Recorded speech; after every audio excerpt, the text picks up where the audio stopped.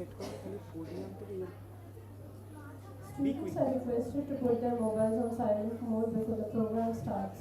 All students are requested to put their mobile phones on silent mode, please.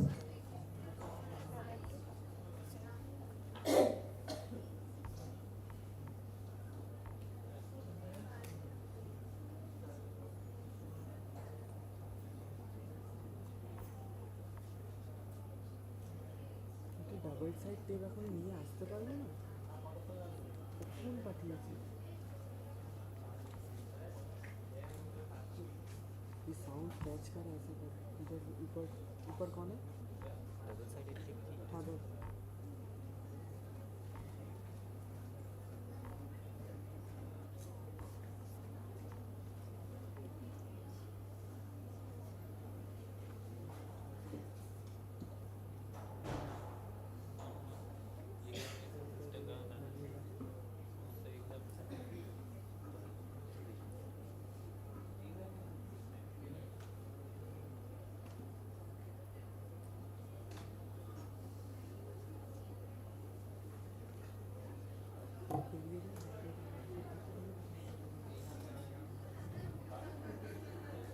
Honorable dignitaries of stage, a very good morning to everyone.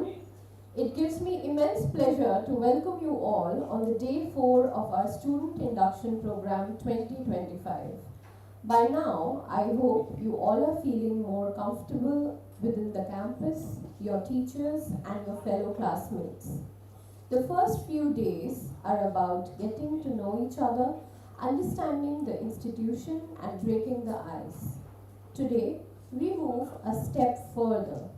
The focus of day 4 is on building essential skills that will help you succeed not only in college but also in life in general. In the morning, we will begin with a session on the examination system, because being able to express your thoughts clearly and confidently is one of the most powerful tools that you can carry within the examination system of JIS University. Later, you will interact with some of our senior students. They were once sitting where you were today, and their journey will surely inspire you. Learning from their experiences, asking questions and taking guidance is what we always aim in JIS University. In the afternoon, we will focus on time management and study skills, which will be taught by Dr. Shobhit Chatterjee from the Law Department, the two things that every student must master to balance academics, personal life, and extracurricular activities. And finally, in the evening, we have a cultural and talent hour. This is your chance to step onto the stage, showcase your creativity, and let your personality shine. Remember, college is not just about lectures and examination, it is about discovering your hidden strengths. So dear students, make the most of today. Be curious, be open, and participate actively. Each day of this induction program is designed to prepare you for an exciting journey ahead. Let's begin day 4 with enthusiasm and energy. For that, I would like to call on stage Dr. Shangumitra Kundu, Controller of Examination, for an event on the rules and regulations of the university examination. Ma'am.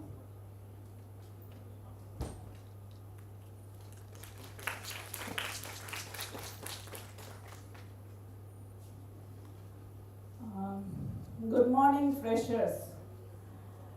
Now, congratulations, you have entered into the university life, isn't it? A life which is filled with fun, friendships, lifelong friendships, and some learning, and well, exams. So coming to exams, how many of you love exams?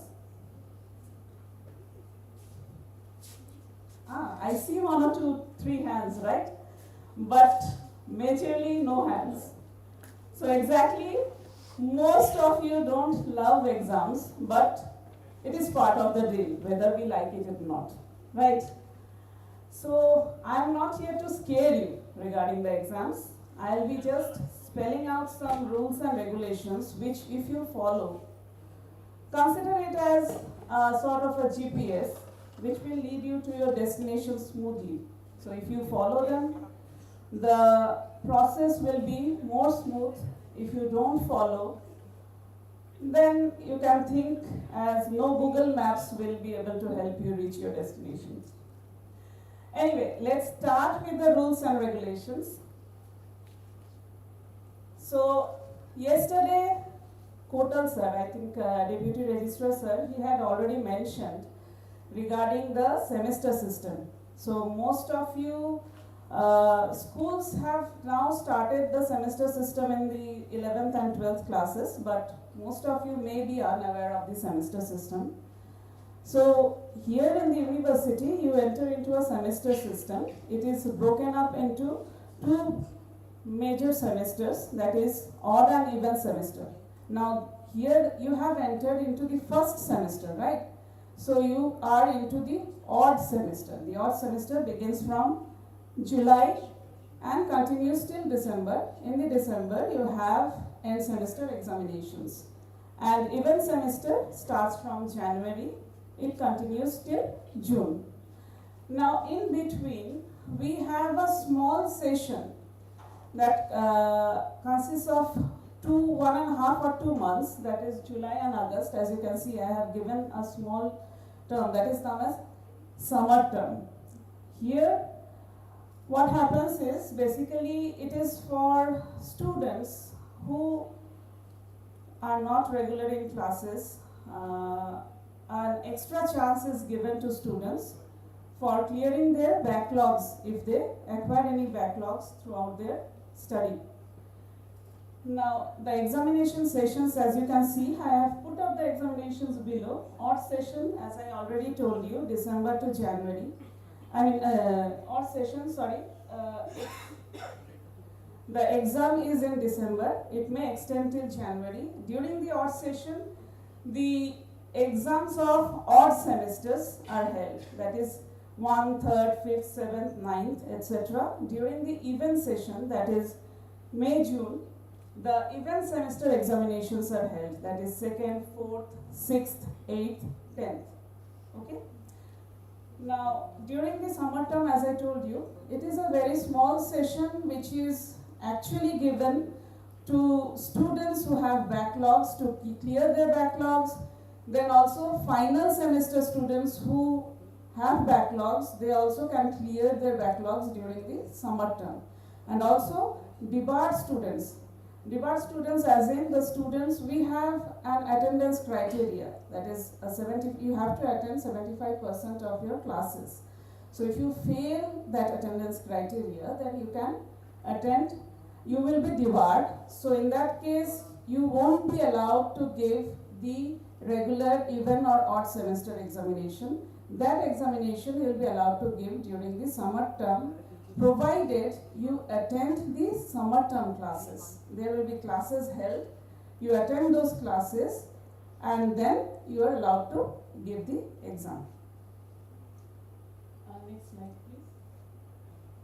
Here are the assessment models. Now, there are various programs in JIS University. All of you students, some of you have joined in BTech CSE, some of you have joined in agriculture, BSc agriculture. So depending on the number of programs, we have around 45 or more programs in the university. So you have programs in B Farm, pharmacy, agriculture, law, LLB, LLM, and also BTech, then BA. So there are programs. For example, pharmacy, we follow Pharmacy Council of India. The programs that are under the statutory councils, the exam pattern is followed under those statutory council. For example, for pharmacy, we follow PCI, Pharmacy Council of India. For BA, we follow NCTE. For agriculture, we follow ICAR, Indian Council of Agricultural Research. Whatever their regulations are, we follow them. Outside those statutory bodies, the other programs which are run under JIS University, we follow the university regulations. So now, as per the university regulations, as you can see, the comprehensive, it is broken down into two parts, that is end semester examination and continuous internal assessment. Now, continuous internal assessment comprise of 40% weightage and the end semester is 60%. Now, again you can see the passing percentage in the end semester is 30%. That is, if you have say 100 marks subject, now 60% as in passing criteria will be 18 marks, and the total passing out of 100 is 40. Now, you don't have to click pictures of this. I see many of you are clicking pictures. We will be sharing a handbook with you. Examination handbook will be shared with you. All this information will be there. So you don't need to click pictures now. So if you miss anything, you'll have the handbook with you. I'll request everyone to follow the handbook. Now, coming to practical assessment, again the weightage for practical internal is 60 and end term is 40%. Sessional weightage total, basically sessional is continuous assessment throughout the semester. So for sessional, you have 40% pass mark for non-gradal courses and 45% pass marks for gradal courses. Now, what are gradal and non-gradal courses? I'll come to you gradually. Next slide, please. I think I'll move over these slides. This will again be discussed with you by the departments. As I told you that for different programs, say for example BSc Honours in Agriculture, we follow ICAR guidelines. So accordingly, there are different passing criteria that is different from JIS University. So those will be again shared or discussed by the departments. Also, you will find this in the handbook as well. So let's move on.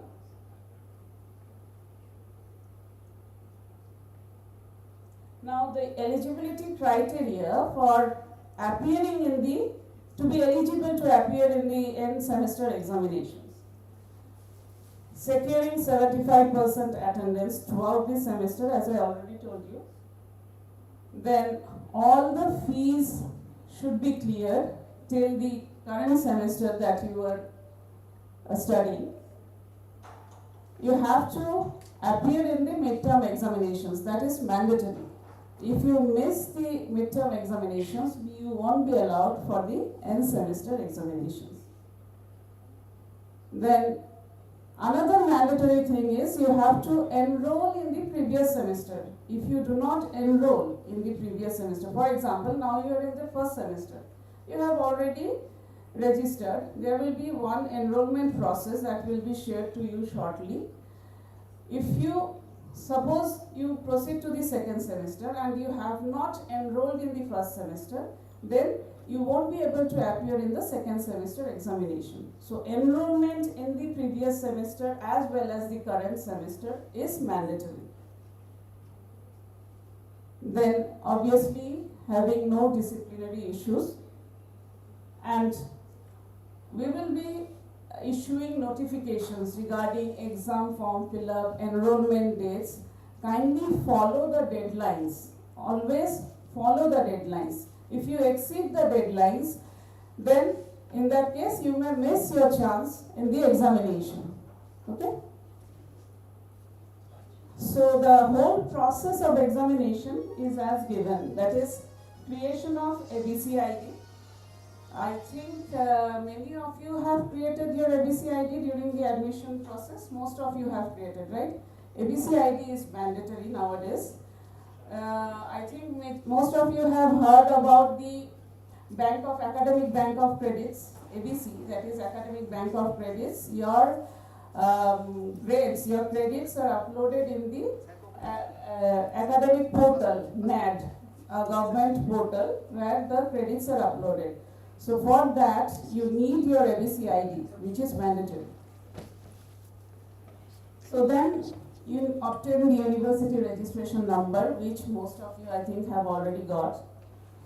Enroll for semester courses through the online portal. The enrollment portal will be open, notification will be issued. So enroll for your courses in the online portal. Your class teachers, your department faculty will help you in this. And also remember, there are examination coordinators in every department who will help you through the process. Then after the enrollment, you obtain the HOD approval. Once HOD approves, you have to fill up the examination form, pay the examination fees, and your admit cards will be generated. Now remember, admit card is mandatory for any examination. So when you are appearing for the examination, carry your pen, your admit card and water bottle, and also your ID. Do not forget that. So next. Now we are entering into a gradal system. Here, as you can see, the marks range are given and also the grades are given corresponding to the marks. So anybody here, in any case, accepting a few programs, all your grades, all your marks will be represented in grades. So you will be getting scores in CGPAs or SGPAs, that is semester grade point average or cumulative grade point average. Last previous slide, please. So as you can see, the grade points vary from 10 to 5. Below 5, it's fail. And as I was talking about the non-gradal courses, that is, the non-gradal courses are such which will not be included in your SGPA calculation, but in most of the cases they are mandatory and it will be included in your total credits earned. You will be earning certain credits in each semester. So you have courses in most of the programs. All the courses in most of the programs, there are a total of minimum 20 credits. So 20, 23 credits, it varies with different programs in each semester.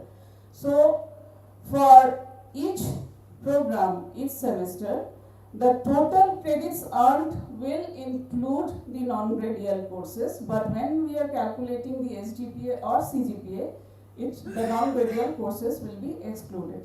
And the representation of non-gradal courses will not be ABCD, but satisfactory or unsatisfactory based on whether you pass or fail.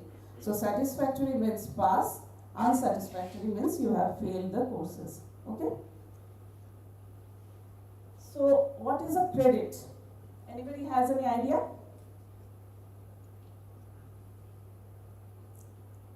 Are you aware of the credits? Credits are basically, in very simple terms, for theoretical courses. Suppose you have 3 hours of lecture in a week. Then in that case, that course is of 3 credits. Basically, 15 hours of lecture comprise 1 credit for a course. So, in any course, 3 credit course, you will generally get 3 hours of lecture per week. Suppose a course has 2 hours practical and 3 hours of lecture. Then in that case, it is a 4 credit course. That is 2 hours of practical equivalence is equivalent to 1 credit. So the calculation of semester grade point average is credits of each course into grade points obtained in each course. Now credits of each course, as in if a course is say has 3 credits, so 3 into grade points. Suppose you have obtained A or B. In that case, if you have obtained B, then in that case you have earned a credit of 8. So 3 into 8. Now you have say 7 or 8 courses. So summation of the credit of the courses into the grade points that you obtain for the courses divided by the total credits of the course. Clear? Now let's move to the next slide. Yes. Here you can see I have given a sample. Say the credits are given for the course in the third last column, as you can see, and the score is given, letter grade is given. So according to the letter grade, say C. So C is, I think, 7. So C is 7. 7 into 3, 21. That is the credit points you have earned. Can you see from there at the back?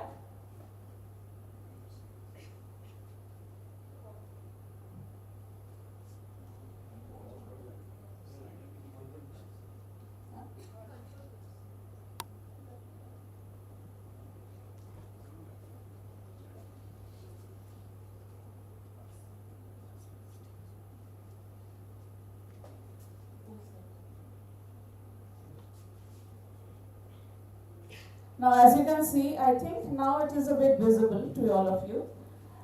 See, the credits of the course are given in the third last column.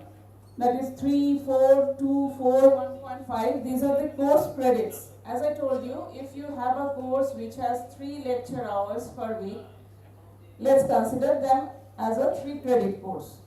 And if you have a course, say 4 lecture hours or 3 lecture, 1 tutorial, then it is a 4 credit course. Or 3 lectures and 2 hours of practical, then it is a 4 credit course. So, as you can see, there is a 4 credit course there. Now, someone has obtained C in the 4 credit course. Now, C is equivalent to 7.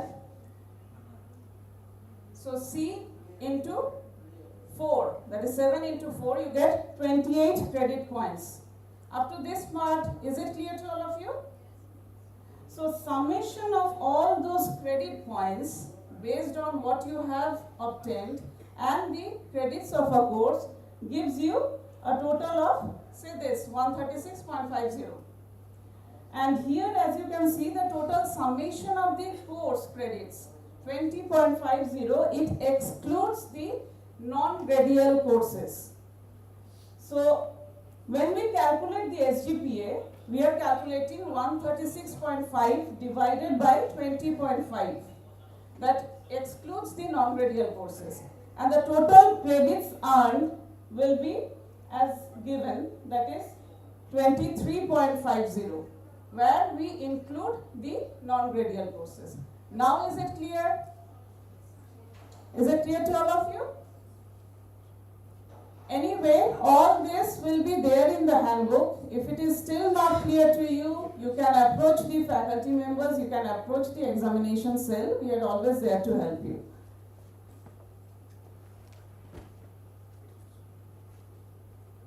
Now, this is the grade points for the pharmacy program, that is B Pharm.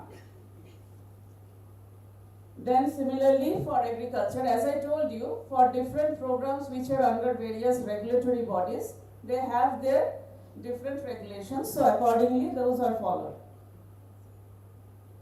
Now there is a grace mark or grafting policy.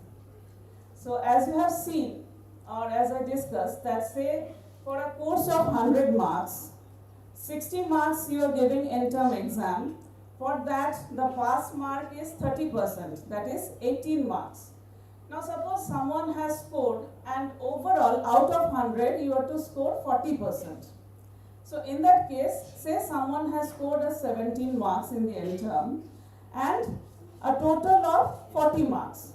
So in the total he or she is passing, but in the end term exam he or she is unable to pass because he or she has scored 17, which is less than the pass marks. So in that case, there is a provision of grace marks, 1 or 2, maximum of 2 grace marks is there. A provision of grace marks is there, which will be added to that end term exam, so that the student scores a pass mark. Now in that case, the grace mark is actually taken from a different subject. It is actually grafted from a different subject where you have already passed, and 1 or 2 marks grafting from that subject doesn't affect the grade of that subject. So the grace mark is grafted from a different subject and added to the subject where you are failing. Subject to that you will pass with that 1 or 2 marks. Suppose you have a difference of 5 marks, then in that case no grace marks is given. And also grace mark provision is given to only one subject for a student. So if a student has failure in more than one, then no grace mark provision is given to that student. And as you can see, depending on the various pass marks in the exam, below in the table, the pass marks are given. Say full marks is 100, pass marks is 50. For B Farm, it is the case that full marks is 100 and pass mark is 50 for B Farm. In that case, a total grace marks of 3 is given. And for full marks 100, pass marks 40, a maximum grace mark of 2 is given. For this grace mark, you do not need to approach any of us. This grace mark will be given by the exam section.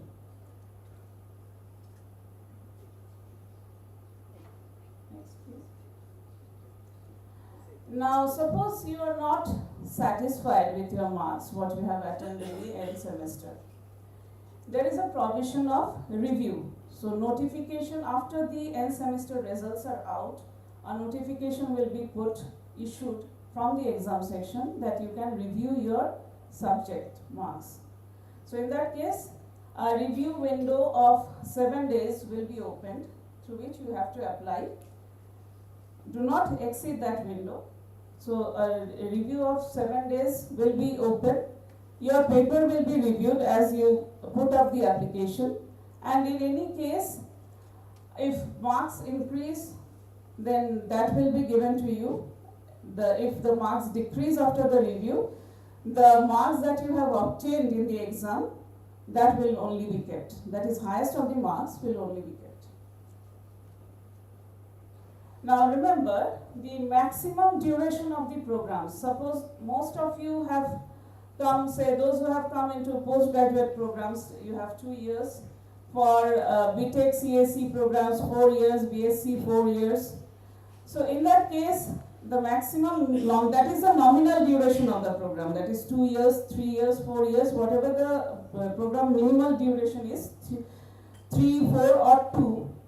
In some cases, certificate courses you have 1 or 1.5, diploma courses 2. So in that case, there is a maximum duration of program. In many cases we see that due to financial hardships, due to say some illness, many of you are not able to complete the program within the nominal duration. So there is a maximum duration where you can complete the program. So for most of the cases, for diploma programs, it is N plus 2. That is, diploma is 2 plus 2. That is, you have a maximum 4-year period to complete your program. That is, clear all your backlogs and complete all the requirements of your degree. Then for 3-year UG programs, you have N plus 2, that is 3 plus 2, 5 years. For 4-year, you have N plus 3, 4 plus 3, 7 years.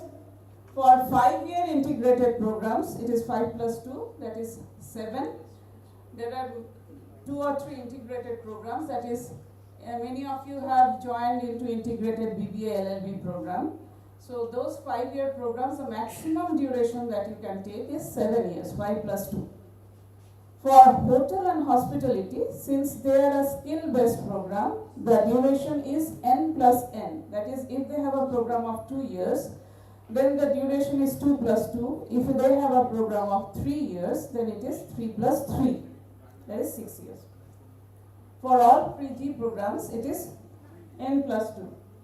So in this case, if a student fails to complete all the requirements of the degree within the maximum duration, you will be deregistered from the program. So try to complete all your requirements within the nominal duration. Of course, that is beneficial for all of you, but in any case, emergent circumstances, if you are unable to complete the program, then in that case, try to complete it within the maximum duration. Now, as I told you, that summer term session is a very small session where mostly backlogs are catered to. It applies to students who are debarred, that is, who do not have the total attendance criteria of 75% and they were debarred from allowing to appear in the examinations. Then final year, those who have backlogs, you have to move into your career. So in that case, final years are given a chance immediately after the event semester is completed. If they have backlogs, they can clear their backlogs in the summer term. And then there is a provision of candidates who are going into year lag. So there is a promotional policy that is, if you are unable to clear your backlogs of first year, you won't be able to progress in the third year. That is, 1 year you are given a chance. The second year is given to you to clear your backlogs. If still you are not able to clear your backlogs in the second year and continue to have backlogs from the first year, you won't be promoted to third year. Similarly, from second year, if you have backlogs in your second year, you won't be promoted to fourth year. So there are many cases who are going into year lag. Suppose you have first year backlogs and now you are entering into the fifth semester. You still carry first year backlogs. So in that case, we give a chance in the summer term to clear your first year backlogs so that you do not go into year lag. So that category also given a chance in the summer term. So eligibility criteria for summer term is a student who has enrolled or registered in the regular semester, paid all regular dues, and for debarred candidates, as I told you, you have to take classes in the summer term. So even if you are debarred, you should have minimum 40% attendance in the regular semester. So minimum 40% attendance in the regular semester. He or she shall be required to attend classes for summer term to make up for this shortage of attendance. And for debarred students, it will be the grades, whatever you get in the summer term will be one grade lower. So suppose you are getting an actual grade of A. For debarred students, it will be B when you are appearing in the summer term. I think I have already taken up much of time, so I'll move on faster. Another eligibility criteria for summer term is a maximum of 10 subjects are allowed in the summer term. So if you have backlogs in more than 10 subjects, you may go into year lag. Then only theory subjects are allowed in the summer term. No sessional subjects are allowed in the summer term, and backlogs in sessional will incur year lag. And there will be no further opportunity of any supplementary exam. And malpractices and punishments, they are given in details in your booklet, so I won't discuss in details here. The various student forms of examination are given in the website, so you just go to the website. You can also see the various forms that are there. So as you proceed on to the semester, you will understand the processes. Any doubts regarding the examination, you can always come to the exam section. And these are the various fees that you have to pay. Next. The regulations are also there given. Just go to the previous slide, I'll wind up after this. In the website, if you go in academics, click academics, there is a drop-down menu which shows examination. So under the examination, you will find all the information that I have already shared. There is an exam regulation which gives in details all the rules and regulations of the exams as I have discussed here. Anyway, the booklet will also be there, but if you want further details, it is shared in the exam regulations. Anything next? Okay, so I think that is all. So remember to bring your, what did I say? Pen, admit card, bottles and iCard to your examination hall. No phones, no Morse codes, and your exam process will be smoother. Only fear that we'll have whether the question 5 is from the syllabus or from outer space, right? Okay, that will be all from my end. Thank you.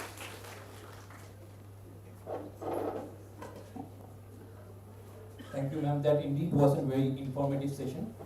Our next session is even more interesting, and we are indeed very lucky and in deep gratitude to Dr. Devi Prasad Duwari, who is a renowned astrophysicist with an international reputation. The founder director of Institute of Astronomy, Space and Earth Science, and former director Research and Academics, Birla Planetarium, Kolkata. He is also a fellow of Royal Astronomical Society and member of International Astronomical Union. You know, I can go on and on about this, but the list would be so in deep that I'll not be able to finish it. So as we all know, like India as a country has been like developing. We have made rapid stride. We have made rapid progress. I was listening to a podcast and it said that only three countries are a major contention for the space race that is about to unfold, or which is unfolded in a partial way. Those three countries are obviously, the first is obviously the United States of America. NASA is going down. SpaceX is coming to the fore. The second country is China. And I feel very proud to know that India is the third country, not in a hierarchy. The Indian space program has been so economical, so advanced, and so accurate that we can even make space programs cheaper than China as well. China, which is called the factory of the world, Indian space program is so accurate that we can even make our space programs cheaper than China. For students who know about the Chandrayaan project, India is the only country, probably, to the best of my knowledge, whose rover could land on the south pole of the moon. The south pole of the moon is very important for exploration of water on the surface of the moon. But I am not the expert on the stage today. I'd request Dr. Monu Banerjee, the head of the Department of Earth Science and Remote Sensing, to kindly come to the stage and felicitate today's chief guest, Dr. Devi Prasad Duwari.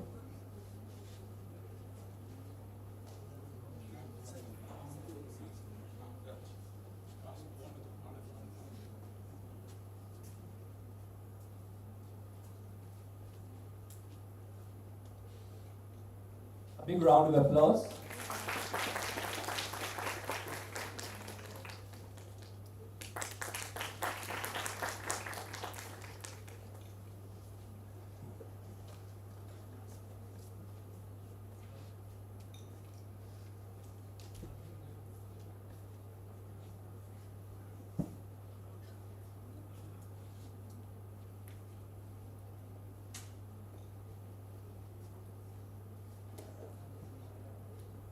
How many of you have been to the Birla Planetarium?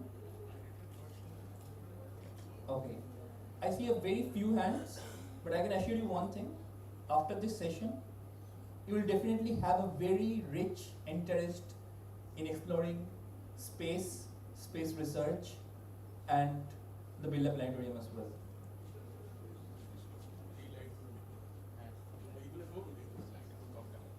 Thank you, sir. Give me a handheld phone, a microphone.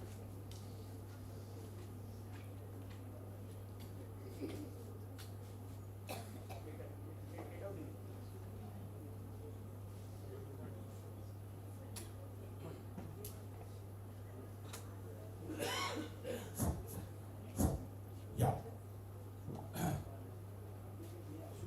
A very good morning to all of you over here. I hope that your brain is still a little fuddled with all the great points and numbers and whatnot, but that is the scenario. You should have got it from the booklet also, but whatever. That's what is called induction. So you know you are getting inducted into a very rigorous and regulatory body apart from studies. Whatever. So today I am here to discuss with you a subject which is not a part of your regular curriculum. But the things that are happening throughout the world is that the subject of astronomy, astrophysics, and to some extent space science is getting tremendous amount of importance because of its future ramifications in terms of not only development but also in terms of employment as well. I'm sorry to say that most of us have this idea, have this notion. Recently that is changing, but our parents have this notion, whichever engineering subject you study, your ultimate nirvana, sorry, is sector 5. Right. Your parents think so, not you always. But let me give you an idea before I start the subject. For the last 10 years, I'm the advisor for the HR of Tech Mahindra, Wipro and Infosys. For the last 3 years, the first year entrant of a BTech or DE program gets a salary of 18,500 to 22,000 rupees. It varies, last month. And after a BTech, same BTech, if you get a job as a scientist C or an engineer C in one of the nationally recognized institutes, do you know what is the first month's salary? 89,000 rupees. We don't know it. That is the whole issue. If you get involved into teaching, the first month's salary of an assistant lecturer will be close to altogether 1 lakh rupees. Our parents don't know this. You also don't bother about it. Why? Because we are not sure what is our own potential. And some of you want to make it shortcut.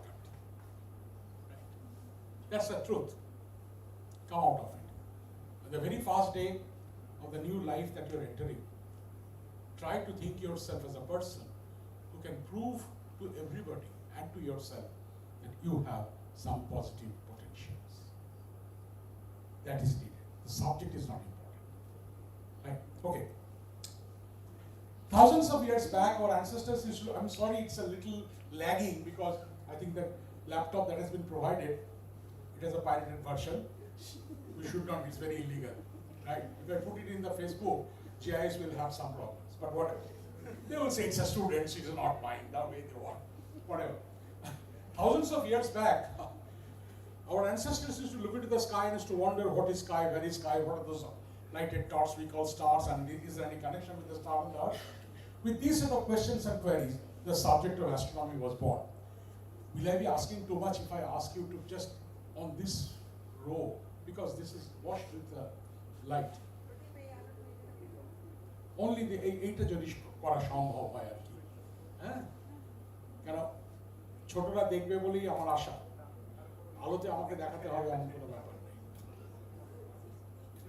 বাহ, একটা তো হয়েছে, good, কিছুটা অন্ধকার হয়েছে, fantastic, এই তো চাই, ধীরে ধীরে পৃথিবী ঘুরছে কম্পিউটারের জন্য, আমার জন্য। যাই হোক, thousands of years back our ancestors used to wonder what is sky, where is sky, what are those lighted dots we call star? Is there any connection between the star and the earth? With these set of questions and queries, the subject of astronomy was born. So astronomy can be considered as one of the oldest subjects that human minds have dwelt upon. At the same time, given the huge number of news items that you regularly get to see in television channels and newspaper, you get an idea that it is also one of the most happening subjects. Astronomy is a subject has the power, it can tell us what was the physical situation in this particular auditorium area millions of years back. At the same time, it can give us a hint what can be the situation in this particular area millions of years later. So spanning a vast expanse of space and time, the subject that deals is astronomy. Scientists all over the world is realizing that soon the 21st century will be termed as a century for astronomy and astrophysics. And this is not just a false statement. Let me give you an example. 1901 till 2000, only 3.5 Nobel Prizes were given on the subject of astronomy, astrophysics. My dear young girl, you are smiling and laughing. Is that whatever I am saying, is it something to laugh at? Why are you doing that? Come on. Just consider poor me. If you are standing here and I am sitting there and I am doing the same thing that you are doing, how would I have felt? If you don't like it, please, you have to take the induction program, but if you don't like it, just get lost. That's the best advice I can give you. And to some people over their back, because they are not looking up, they are looking all down at their bellies. Not bellies actually, they are looking at their mobiles. Please don't do it. If you have to, important thing is the mobile, get lost. I don't bother about all these niceties, you know. That's it. You are here for something, and University is here for something. If the university doesn't do that, point them. If you are not doing that, I will point it. I don't get a damn about your parents' money. The university does. Okay. From 1901 till 2000, only 3.5 Nobel Prizes were awarded on the subject of astronomy, astrophysics, cosmology, and what is known as general theory of relativity. Whereas, from 2000 to 2024, 6 Nobel Prizes, 17 Nobel laureates were awarded in the scientists were awarded the same prize for the same subjects. That tells you what a gigantic amount of interest, development, progress is happening on the subject of astronomy and astrophysics. Night sky. Thousands of years back, our ancestors used to look into the night sky and used to wonder what is the meaning behind those lighted dots. They couldn't find an answer, but in their desperation what they did, they chose different parts of the sky, identified closely spaced stars, joined those stars through straight lines, and created imaginary figures. In this way, the whole sky was divided into 88 regions, each region being governed by an imaginary figure, which we today call constellations of Taramandal. You will be asking me that these are all imaginary. Why should I know their names, their relative position? Just to give you a private experience, for the last 10 to 20 years, I'm here in Kolkata. Almost every year, apart from the pandemic years, I have to go down to either Dindigul or Belgaum in South India. These two towns as the Indian Army's advanced commando training school. Every year, for 6 nights, I have to teach the fresh batch of Army commandos how to read the night sky. Because if you can read the night sky properly without a lot of sophisticated instrument, you can get a lot of information from yourself.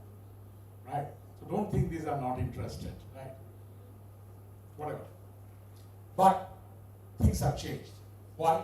Suddenly, 415 years back, a very famous fellow, you have all heard the name but don't know what he is, Galileo Galilei. For the first time, he used a telescope. And amazingly, today is an important day. Do you know?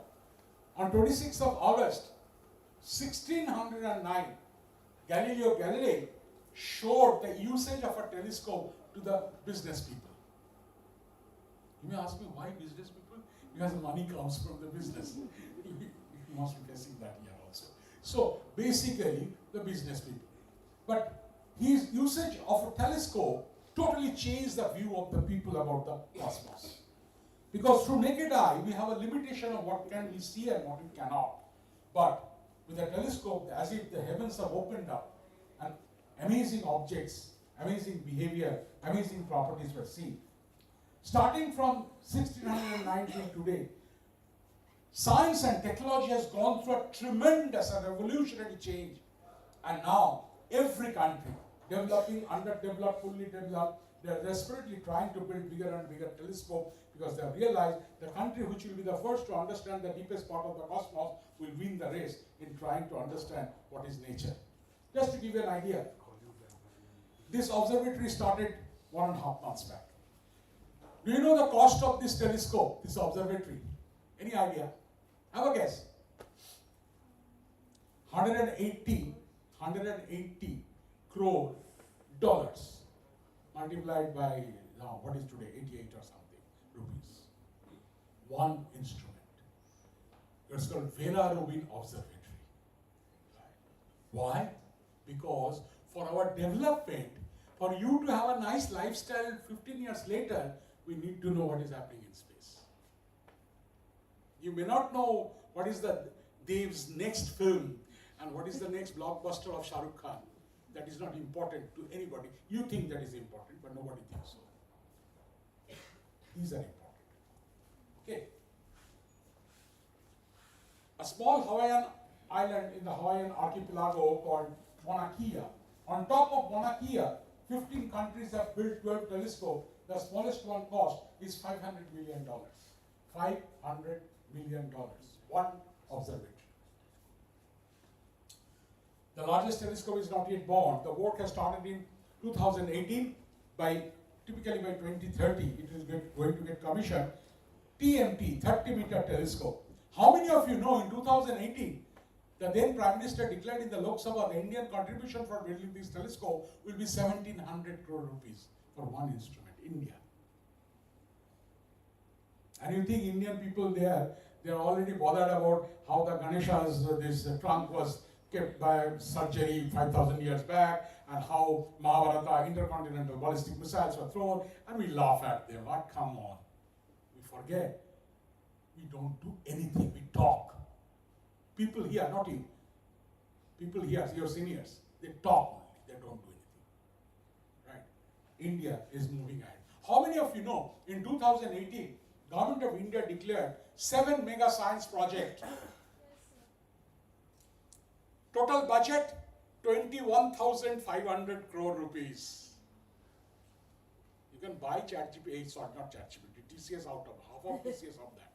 Right, and out of 7 mega science projects, 6 are in astronomy, astrophysics. Now you understand what amount of tremendous input will be needed from technical people to man these projects. That's why subject of astronomy is important. Sun and Earth and the Moon. You will say, come on, my younger sister and kid sister and brother learning it in the LKG 1. Okay. If today, as you go back home, your younger brother or sister tells you, Dada, Didi, today I learned sun is going around the earth. Right? What is the average velocity? Come on. Come on. It's a simple question. See? That shows you it's not your problems, but what we feed you as important information is not important. We make you believe that they are important. 29.5 kilometers per second. Imagine a car in 1 second moving 30 kilometers. It's not possible. But you're forgetting, you, me, 795 crore people and millions of life existing on the surface of the earth. Every second of our existence, we are moving with a velocity of 30 kilometers. Though you are thinking you are sitting tight, I'm thinking I'm standing straight. Amazing. One more thing which hit me, say 35 years back when I started studying the subject of astronomy was that you are sitting here now, at this moment, that you are alive.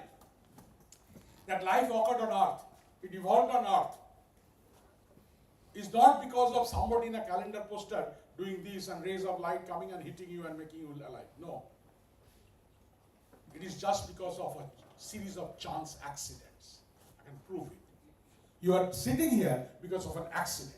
Otherwise, you would not have been there. No, I would not have been here. Let me prove. First, you all have heard Earth is tilted by an angle of 23.5 degrees and going around the sun. It is because of the tilt, season changes occur. Right? Season changes occur. And you may say, okay, it occurs, what's the big deal? Do you know if there were no change of seasons, there would have been no ocean currents. If there are no ocean currents, there would have been no air currents in the atmosphere. And if there are no air currents in the atmosphere, clouds would not have bound somewhere and gathered somewhere else and gave rain and fresh water. Life would not have been possible because just after Earth was born, it would have been a barren desert. Accident. Next, tides. Johar Bhata. I was told that 99.9% of you are Bengali, but whatever.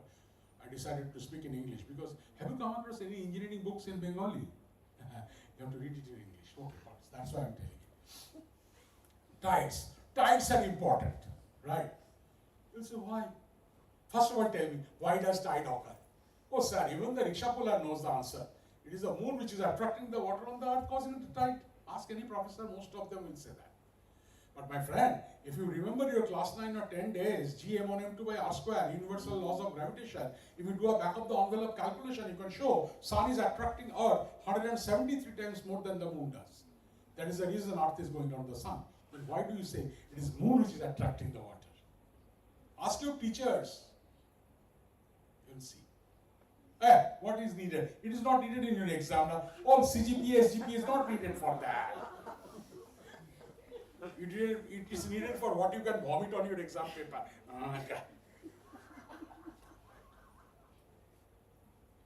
I'm smiling, but you are all uncomfortable, right? But that is the reality. Whatever.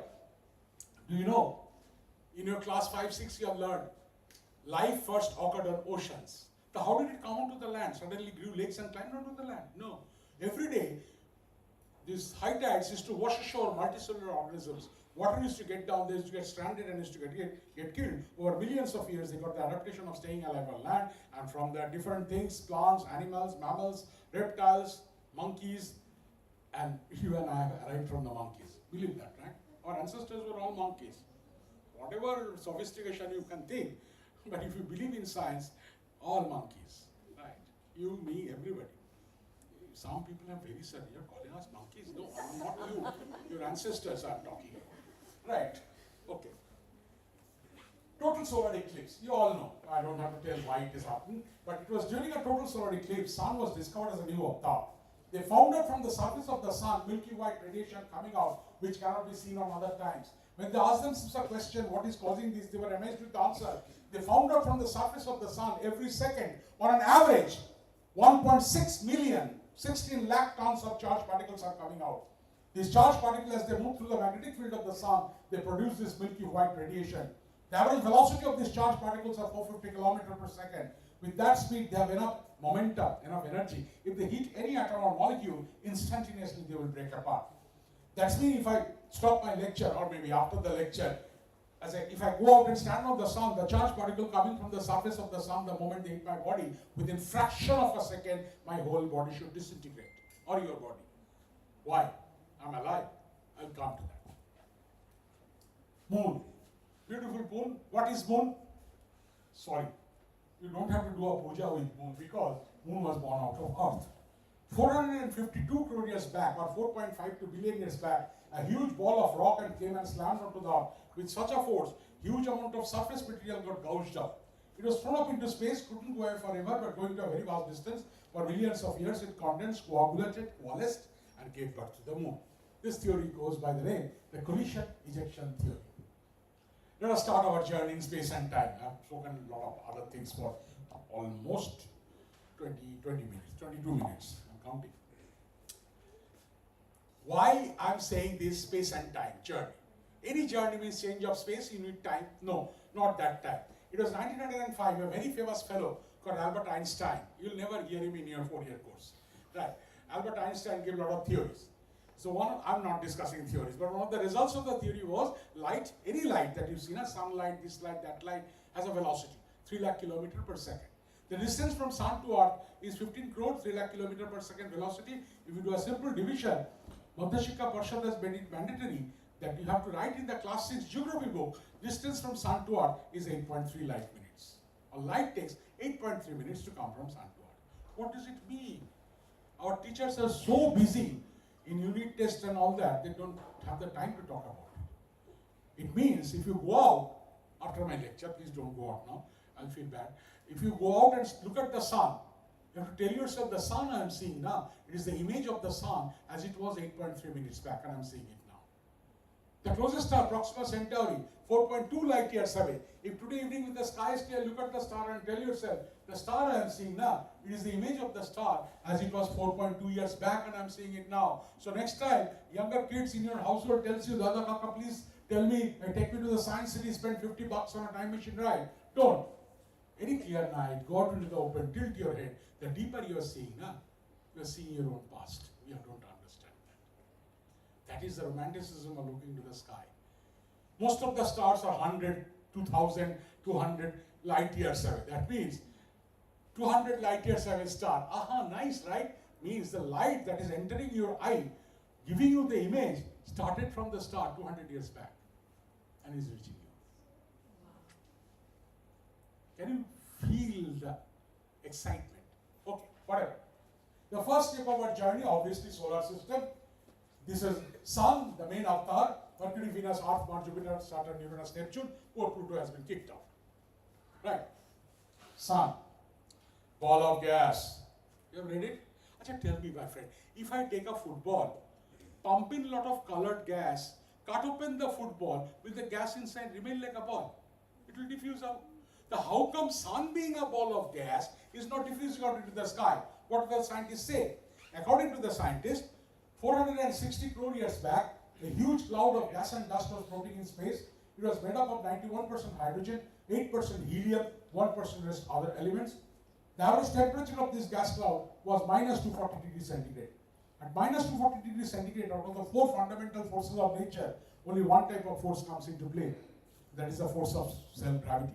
By the way, I don't have much time. 4 fundamental forces of nature. Have you ever read it? There are only 4 types of nature. Four types of forces.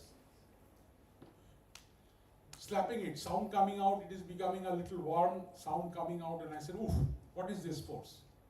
Tell me. Come on. Yes, please. Section. Friction. Friction force is also a part of, it is an electromagnetic force. Ask your teachers. They will say, what nonsense, right? Most of them will say, forget about mechanical engineering, padho. Electronic, there are only 4 fundamental forces: strong gravitation, strong nuclear, weak nuclear, and electromagnetic. So out of these 4 fundamental forces, only one type of force comes into play, that is the force of self-gravity.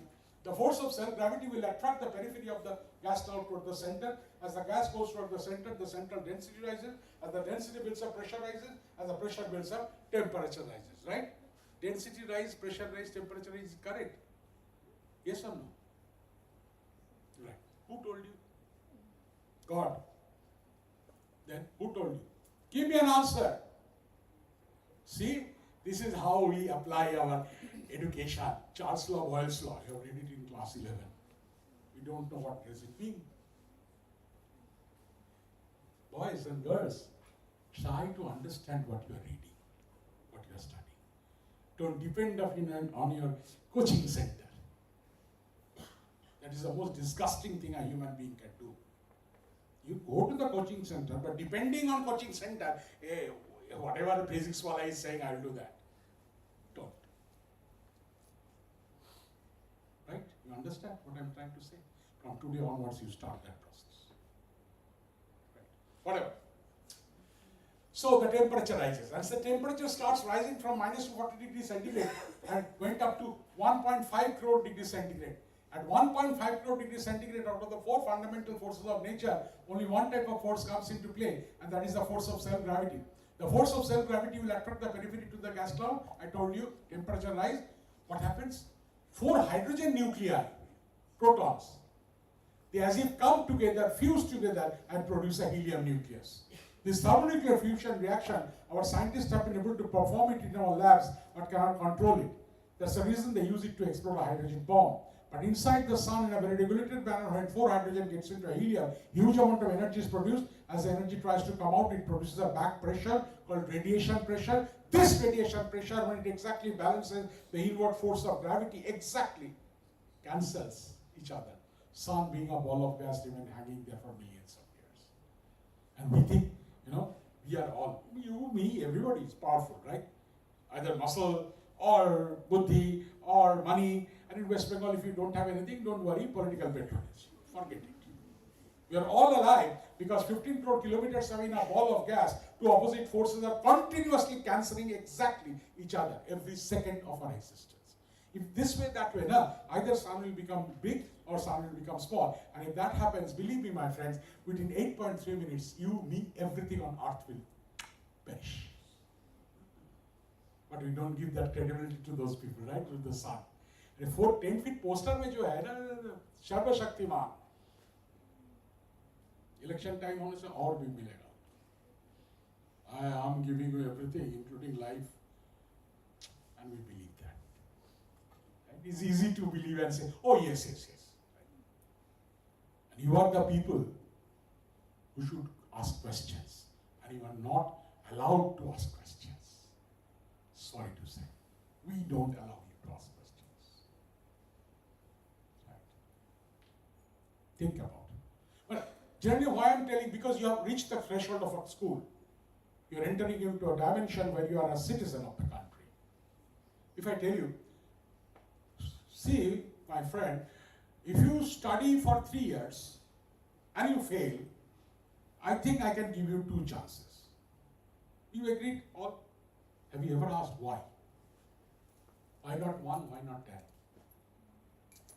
Who decides what is good? There is a reason, logic. You should know the logic. You shouldn't ask, oh yeah, to, I don't know why, but to, why? Example I'm giving.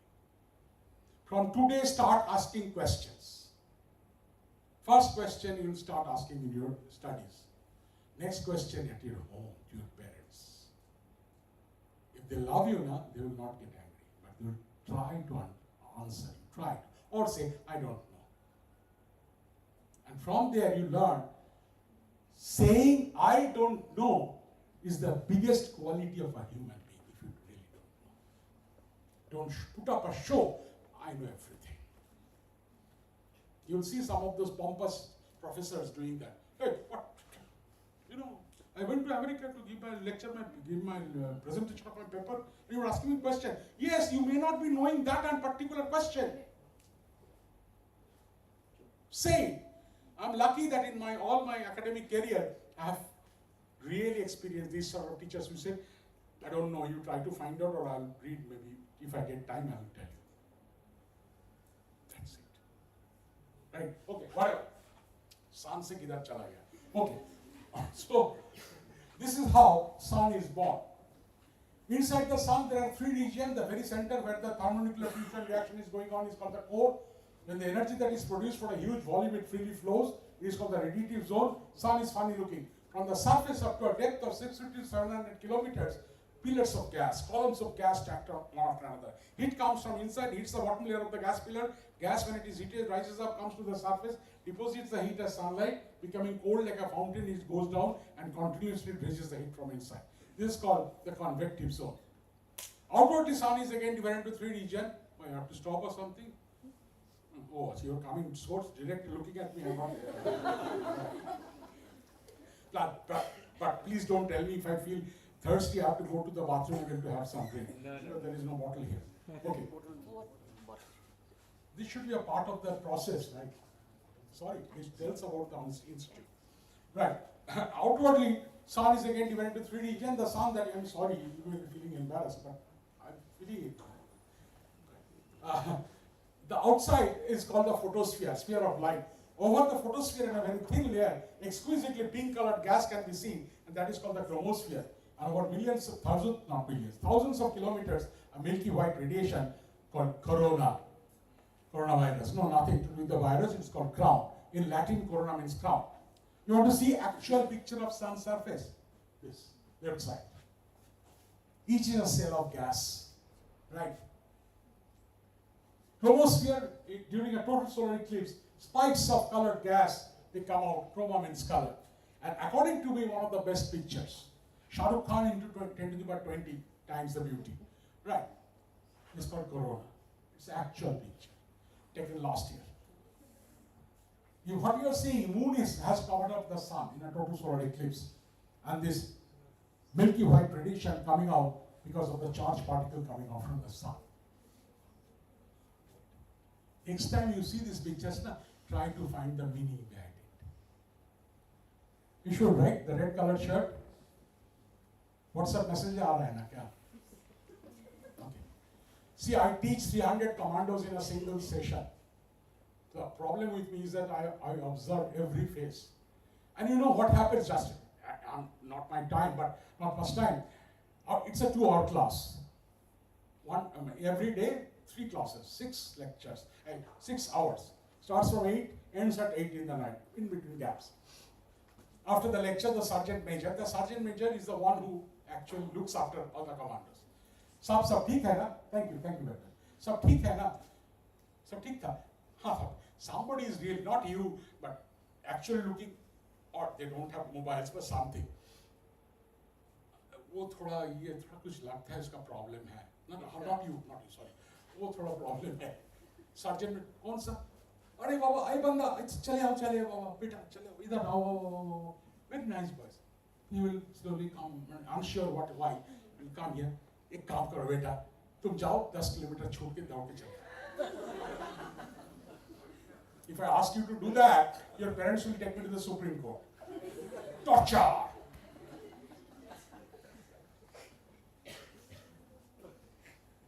They are more important than you and me. And they get the treatment like this. Try to understand. That is the real inequality of 21st century. Inequality doesn't mean more money, less money. Inequality means more prestige without potential, less prestige with lot of potential. That is what is happening. Okay, whatever. Sun sometimes become very active. Right? Actual pictures, because I'm a NASA associate, These are not available on the internet. Sometimes you get to see black splotches, scarlet habbas on the surface of the sun. Actual picture. Sometimes one, sometimes 10, 20 in a group. They are called sunspots. What are they? The surface temperature of sun is 5,800 degrees centigrade. At that temperature, gas cannot remain as gas. It becomes plasma. Plasma has a property. Wherever there is a magnetic field, plasma will try to get deflected from it. The principle of a plasma TV. On the surface of the sun, very randomly small pockets of magnetism will form. A column of plasma trying to bring the heat from inside, if it realizes that there is a magnetic field, it will not come out straight. It will take the heat away from different directions. No heat comes from this region, it will be typically in the dark. This is actually one of the nicest picture of sun, taken in 2012. Do you know how much money was spent? If you don't believe me, go to Google or ChatGPT. Instantaneously you'll get the answer. How much money was spent for this single photograph?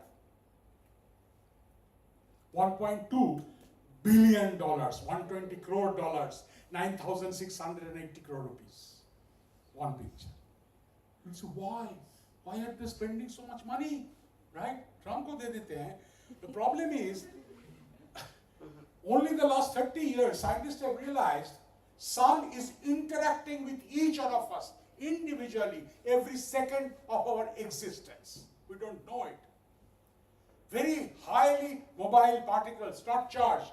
Those white color picture, no. Very highly mobile neutral particles, they come to the sun. At present, hitting this building, 12 story or 10 story, whatever, passing clean through the building because the speed is so large, it cannot time to interact with the material. Passing through my body or your body, passing through my feet, going through the ground, passing through the whole earth and going on the other side of the earth. Night time. Suraj to nahi hai, forget it. Particles coming from sun, hitting the earth, passing clean through the earth, clean through my body, going out to space. Do you know, on an average, in 1 second, how many particles are passing through me and you individually? 2 followed by 12 zeros. They are called neutrinos. If you don't believe, check it in the internet. And we think you are powerful. That is the whole issue. When you look at yourself away from the earth towards yourself, the whole perception changes. The whole perception changes. Right? Sun is not a smooth object. Tremendous amount of explosions are happening every second. Thousands of tons of gas are getting thrown out, reaching a height of 25 to 30,000 kilometers, making beautiful arch and loop falling back onto the surface. Sometimes they get thrown out with such a force, they get detached from the surface of the sun, flow past the whole solar system like a solar wind or a solar storm. First time picture taken 2016 by NASA. You see this loop. Do you know what is the size of this cavity inside the loop? This cavity. 3 Earth will go side by side. That is sun. And you think there are people who are very powerful. Amazing. And I told you, this charged particle, if they come and hit you, me, this building, poof, instantaneously vaporization. Believe me. No amount of your father's mutual fund, LICs or business will help. Believe me. But why you are alive? Accident, my friend. Because of an accident, Earth behaves like a bar magnet. Around the Earth, like a peels of an orange, there is an invisible geomagnetic field. These charged particles, they do come and slam onto the Earth, cannot enter, flow past the Earth, and we think we are the king and queen of ourselves. But in the north and south magnetic polar region, there is a gap, as if, actually open field lines. These charged particles, they do enter this gap. Before hitting you and me now, they interact with the air molecules and make them glow. And what do you get to see? Aurora. Aurora borealis in north, Aurora australis in south. Last 5 years, YouTube, yes, courtesy YouTube, everybody has seen it. But you should make it a point to see it yourself. And I have seen it a couple of times. Nothing comes out of your mouth. It looks like this. Only last year, April, one of my friends, she's a very big Arctic scientist, polar scientist from Finland. She sent me a photograph. I will never forget this type of photograph, Aurora borealis. Oh, Right? wow. In the sheets of snow, the ice is getting reflected. Right? So, it's an amazing story, but at the same time it reminds us how much powerful the sun is. Beyond everybody. Starting with you, your professors, your chairman, country's chairman or whatever, state's chairman, whatever. But we all say, I'm the most powerful person. What are you saying? Get lost. Solar system, how did it happen? According to the scientists, 460 crore years back, from the disk of gas and dust, when at the center sun was getting born in the outer periphery, where the temperature is less, gas and dust condensed, coagulated, gave birth to very hot spherical objects. For millions of years, the heat dissipated, and at least the first four, Mercury, Venus, Earth, Mars, become solid, rocky, terrestrial. Whereas Jupiter, Saturn, Uranus, Neptune are made up of gas, right? Class 7, 8, you have studied this, 5, 6. Jupiter, Saturn, Uranus, Neptune made up of gas? Good, thank you. If Jupiter is made up of gas, or Saturn, how come they got this image at the Shani temple at the road corner? What I'm trying to tell you, understand. If you want to say that you are scientific minded now, it is very tough to say that I'm scientific minded. You cannot believe, because one number, I got one number because I wrote Saturn is made up of gas, and then come and see an image of Saturn, Shani, in the Saturn temple. Life is tough, Baba. You cannot say, let me believe that, let me believe this also. You understand what I'm trying to say? Can you prove yourself that you are eager and also ready to study science and technology? No, if you do not believe like this. Go study literature. Every January, Facebook, at least in West Bengal, 90% of the population of West Bengal are publishing one book, poetry book. You see, they're all Buddhijivis, right? Put it in your mind. I told you, ask questions. Don't take the authority of any people who are so-called senior. But before that, you have to prove yourself that I have not said. Without proving yourself, अरे कौन है? वो ना बोलेंगे वो बंदा बोला था ना, सीनियरिटी को नहीं मानना चाहिए. अरे what you are is prove yourself first, then talk about this. Okay, this is a collage. Mercury, Venus, Earth, Mars, Jupiter, Saturn, Uranus, Neptune, and Pluto. But Mars is important. For the last 10-15 years, I think every 2 to 3 months, Mars this, Mars that. Why? Why people are so much interested in Mars? Because they have found this sort of geomorphological structure. As if liquid water has cut through the mountainous region and created these ravines. Do you know, I want to give you a secret, which no scientist will officially say it. No newspaper will give it, no newspaper channel, TV channels will tell it. If there is some, not water on the surface, they are not found.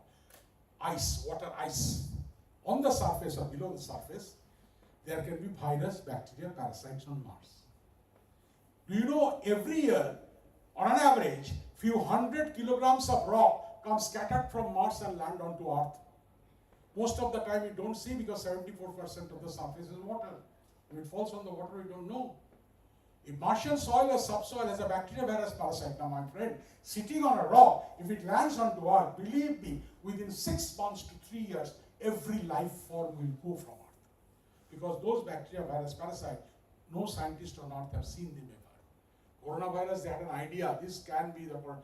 This is no idea. Before finding what is happening.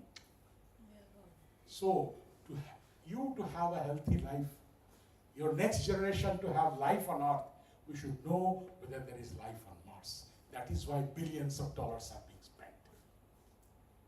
And nobody will get out of it. Believe me. Howsoever rich he or she is. Howsoever powerful he or she is. So that is the reason why astronomy has become the focused area of study globally. Right. That's what I'm trying to say. And on this venture, they have already found traces of liquid ice water on the surface. And it was basically curiosity in 2012. See, first photograph as if totally dried up riverbeds, which you get to see in Jharkhand, Bihar during the summer. Feebles can only occur whenever there is a flowing water. Definitely there was liquid water on Mars some days back. And when the whole world was scientific community jumping, you have to know, otherwise it's dangerous. 2012, 15th of August, India's Independence Day. The then Prime Minister declared in the Lok Sabha, India is ready for a mission to Mars. Believe me, my friend, every country started laughing. And our great big friend, neighbor, China. 16th August, the Xinhua Press Agency, the lead story, I have it in my laptop. India's scientists are going to prove themselves as clowns and jokers in front of the international community. That was the belief. But rest is the story. 6th of November, sitting at above nose cone of a PSLV X-25 rocket, Mars Orbiter Mission, MOM, lovingly called by the Indian people, Mangalyaan, was sent onto space. And in 2014, 24th September, 8:02 a.m., India became the first country in the world in its very first attempt successfully placed Mangalyaan on an orbiter of Mangal. No country from 1976 has been able to do it. Let me give you the cynicism of our elders. After this happened, I gave around 50 lectures in 6 months. Most of the places, do you know what is the question I was asked by the senior most person? Whatever you say, sir, a country like India, 17% of people cannot get 2 square meals a day, BPL. Was it necessary to spend 484 crore rupees on a mission called Mangalyaan?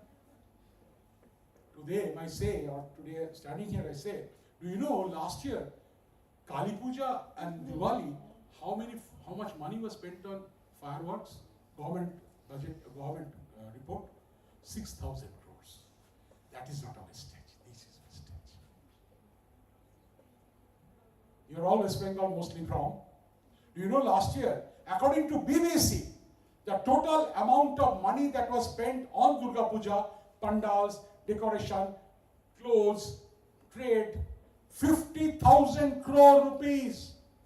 That's not a wastage. 484 crore rupees is a wastage. Why do you need Durga Puja? Tell me. Because your local government for the last 5 years is saying, Ghare Ghare Durga. If it is Ghare Ghare Durga, stay in your home, put garlands and let people do puja on you. Why do you have to create a pandal? You see what hypocrisy, what hypocritic narratives we believe because we love to believe. Women, we are Durga. Be Durga, good. Don't come out and worship in the pandal. Ask your father to touch your feet. And your husband also, if you are grown up, to touch your feet. Because you are Durga for 4 days. And you are women's emancipation. When you are saying that, women are getting trampled in the same place. And you don't say anything. You take Ghare Ghare Durga. Subhidha hota hai na, wo accept karne se, your narrative. You are good, I am good, let's smile.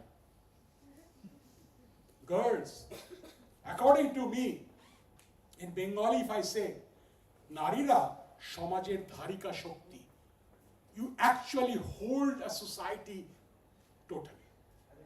We boys work, but you hold the fabric of the society. If you get corrupted, not by yourself, but by us, by using these narratives, the society goes. You get corrupted because of pressure, because of money, because of shortcut, because of power which is not due to you, because of importance which is not due to you. But you get corrupted and say, I'm this. God. Don't. You have the responsibility of building this nation. I'm also telling the boys, they have the responsibility, but holding the whole thing together. If girls fail, everybody fails. Don't do that. Don't look for very short gain profits. Money. No. Okay? Whatever. So, it's a tremendous success. And in that sense, ISRO, Indian Space Research Organization, has laid out plans for almost 10-12 projects. Within 2030, most of them will be done. I'm not reading out, you can read yourself. But one thing which has really looked sort of became popular was Chandrayaan 3, 14 July 2023. It was sent. And again, India became the first country in the world on 23rd of August. In its very first attempt landed Vikram rover with program inside his tummy on south, near the south pole of the moon. Don't on, 700 kilometers from the south pole. It's a tremendous achievement. Russia, Japan failed. America never tried it, knowing that we don't have the technology to succeed. Right? China is planning, but it may happen, but not now. AstroSat, in one satellite, X-ray, optical, ultraviolet telescope. Nobody has seen in the world. One satellite, one particular wavelength. India had done it. Jugaad, but it has done it. Aditya, look at the sun. This charged particle that is coming out, the magnetic field that is directing this charged particle, how it is behaving. To do that, Aditya. And obviously Gaganyaan. You are not reading Gaganyaan, Subhanshu Shukla. Nice looking guy, no? One girl told me, B.Tech second year, sir, very handsome. I said, what nonsense you are saying? Subhanshu Shukla handsome? Yes, he is handsome, but take his other properties. Is he going to marry him? He's already married with a kid. Right? Whatever. It happened just 2 days back, 3 days back, in a very famous college. I'm not naming that college. Whatever. So, Subhanshu Shukla, do you know? Again, a first for India. They have created something called Vyom Mitra. Vyom means space, Mitra means friend. It's a girl, very nice looking girl. You can see the picture. From this top, nothing down. It sits on a table. It is full of computers and 77 sensors which can sense any change in the atmosphere, temperature, humidity, everything. So this year, December probably, and next year, there will be 2 test flights of Gaganyaan, and she will go. Then 2027, 2 astronauts who are now being called Gaganyatris, one Nair and one Subhanshu, will be going. This girl will follow. Do you know why? She is getting AI trained. I've gone to Bangalore, they have invited me to see to it. Amazing. Suppose Subhanshu and Nair are going, suppose Gaganyaan should go like this, it is drifting a little bit. So they know if that happens, this button, you twitch it, it will come back. Suppose that is a wrong statement, you have to go into other button. As they are thinking, no, this button, they will be wearing skull caps. You know skull caps? Face, namaz ka jo topi hota hai na? That will be actually an EEG machine, electroencephalograph, which will read all the neural impulses of your thoughts, instantaneously transmitting it to this girl. See, they are thinking, it's going this. Before they can do this girl in a very nice, beautiful voice will say, wrong button, that is the right button. The first humanoid being sent, not robot, humanoid being sent by any country, and India is doing that. This is India, not India that you get to read in Ananda Bajar Ajkal.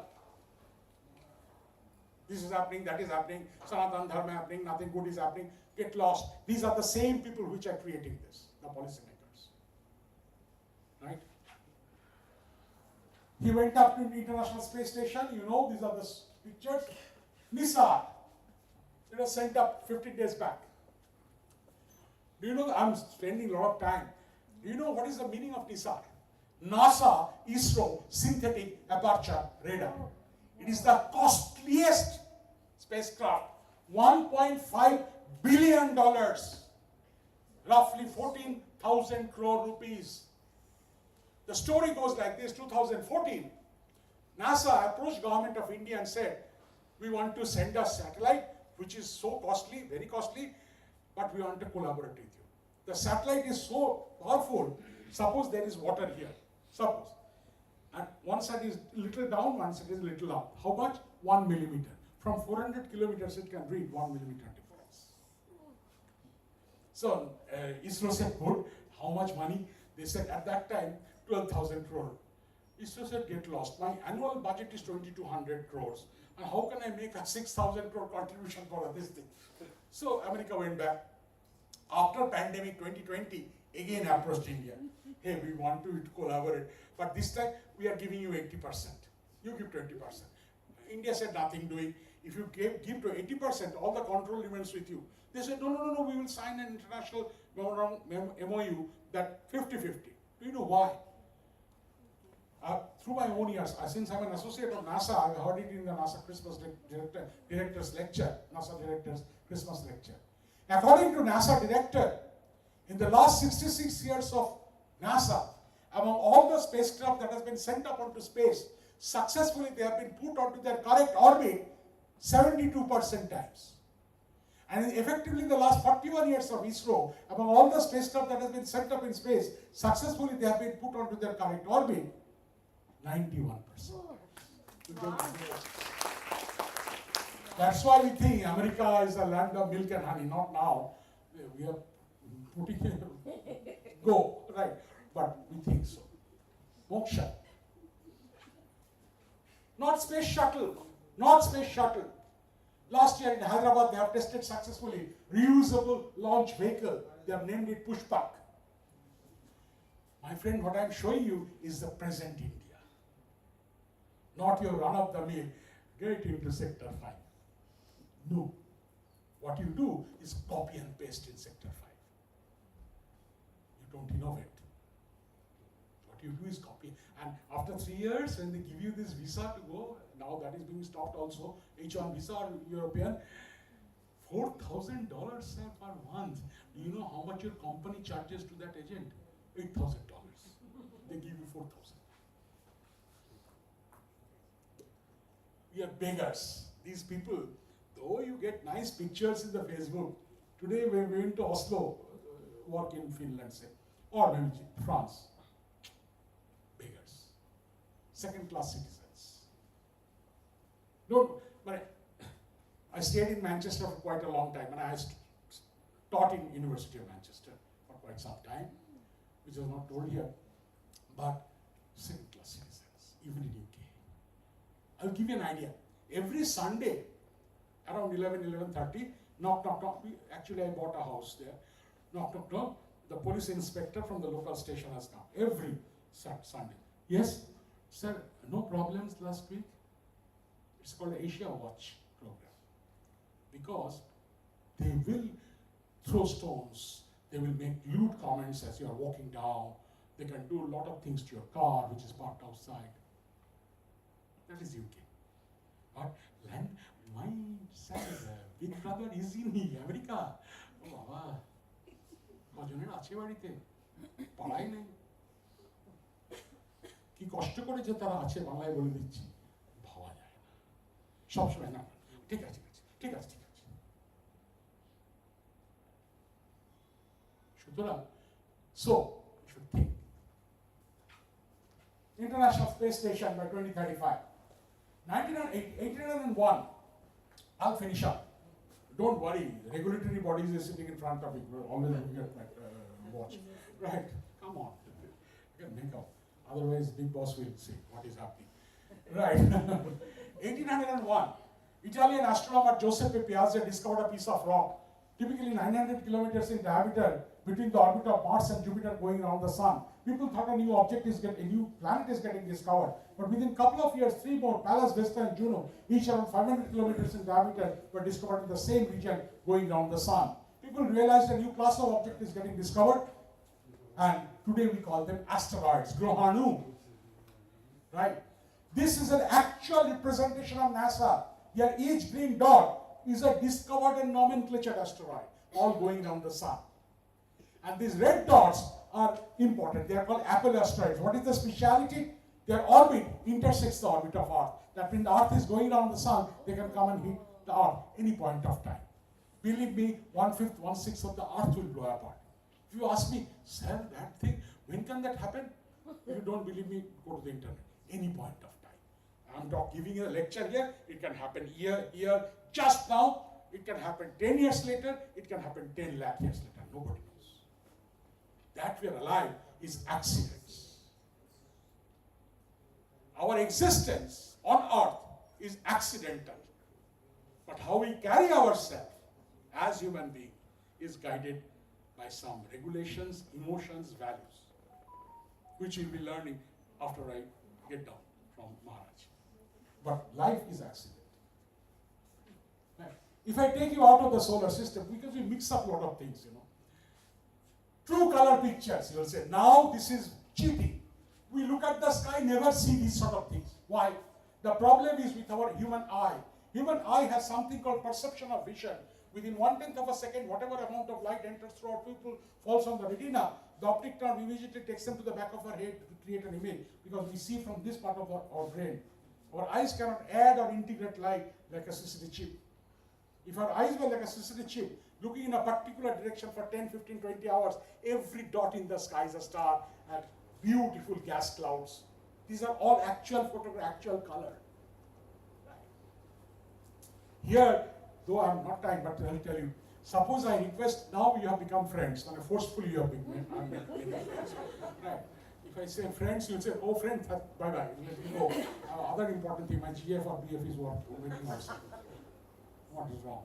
Right. Okay, I'll talk about the doubt. Yes, please, I will answer you. Definitely, please keep it in mind. Suppose I request one of your ID cards to be given to me, which has your photograph and something written. Suppose you covered something written. Looking at your photograph, I have to tell what is your body temperature. When were you born? What is inside your body? What is your weight? Can you tell looking at a photograph? But don't forget, my friend, looking at a photograph of a star, you have to answer every question of the star. Size, temperature, pressure, age, evolution, birth, death. You have to be tremendously clever to do meaningful research in astrophysics. In our country, believe me, only the cream de la cream of the top students can enter into astrophysics. And not only from physics or chemistry or mathematics or biology or geology, mechanical, electrical, telecom, computer science, every branch, they have opened it up. If you have a BTech in mechanical, get into PhD program. India has done it. Why I am saying this, let me tell you a story. 40 years back, after passing my MSc exam, I was a very ordinary student, right? So I was interested in doing a little bit of research in astrophysics, if it is possible. A new institute has come out called IUCA, Inter-University Center for Astronomy and Astrophysics, that year, and it has advertised to all the college universities PhD admission. The admission factor, I'm talking about 1988. You were not born there. Right. The admission factor was 80% in BSc, 80% in MSc, 85% in higher secondary, and 90% in mathematics. Those years, getting these marks were very difficult, But whatever. Later on, I found out 1,800 students throughout the country applied, passing the criteria. They chose 90 out of 1,800 based on the marks and the recommendation. 90 were invited to Pune. This institute was in Pune. Everything paid. Fare, 2 nights hotel stay. The day of the admission test, 8:30 admission test start written. 8:30 to 10:30 2-hour test, right? 12:30 the results come out. Out of 90, 27 were chosen. Good. First interview after lunch, 3 to 5:30. Out of 27, 9 were chosen. Final interview, 6:30 in the evening to 10:30 in the night. Same time. All food, lunch, everything is being given. And out of 9, 2 were chosen. This is the level that you have to achieve. Right? Then you can ask any questions to anybody. My thesis supervisor is a very big person. You don't know the name. Jayanta Vishnu Narlikar. The first day I joined, he said, from tomorrow I will call you Devi and you call me Jayant. Don't tell me sir. And he is one of the world's most renowned scientists. You reach that level if you prove it, prove yourself. Otherwise, don't say that. Everything becomes open. I'll give you 1988. Hostel room, single occupancy, attached bath with air condition. And nobody has heard this name. Your parents have not heard. Internet in my hostel. This is the facility you get. In my 4 years of PhD, I traveled to 19 countries to give lectures without spending 1 rupee from my father's pocket or the government of India money. Everything invitation, everything paid. You have the power in you. Apply it. So, the starlight can give us a lot of ideas about the star. And if you put a prism in front, broken in different wavelengths, you can get everything about star. Temperature, pressure, size, age, everything. Do you know who was the first person who told this? If you take the spectrum of a star, you can understand everything of a star. Any idea, my friends? Bengali Buddhijibis, Kochi Buddhijibis, you have not yet become Buddhijibis. Kochi Buddhijibis, you are on the transition.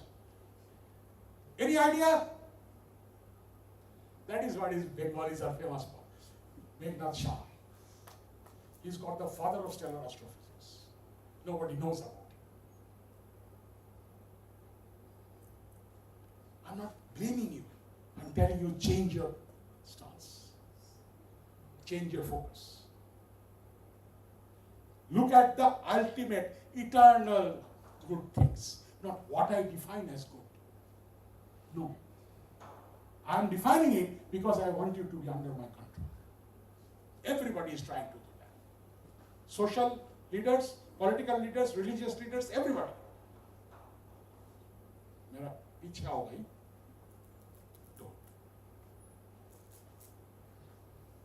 Stars come with different masses, starting from 0.08 to 150 times the mass of Sun. Sun's mass is 2 into 10 to the power 30 kilograms. In different shades of surface temperature, central is 1.5 crore.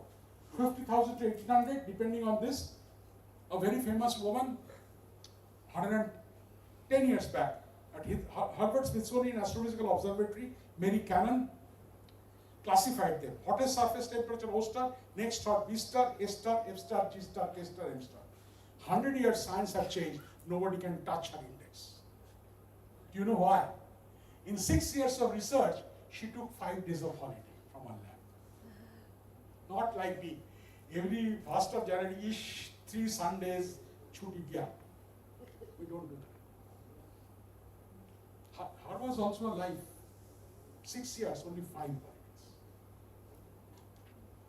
That's why I remember her very far away in a very distant country, and nobody remembers me except my parents maybe, and Prabhupada. That brings me to the life and death of stars in coming 10 minutes. I have to finish up. Swamiji is here. Stars are born out of interstellar clouds of gas and dust. What are they? When you look into the sky, 2 dots, lighted dot stars, in between totally black. No, black doesn't mean nothing. Huge amount of gas cloud which our human eye cannot see. You want to see actual photograph? For you, I wanted to collate. From one cloud, 1,000 solar system will form. Don't mix it with the cloud that you see in the sky. That is third planet atmosphere. From one cloud, 1,000 solar system. You want to see? Now tell me, can you get this beauty anywhere? You want to see?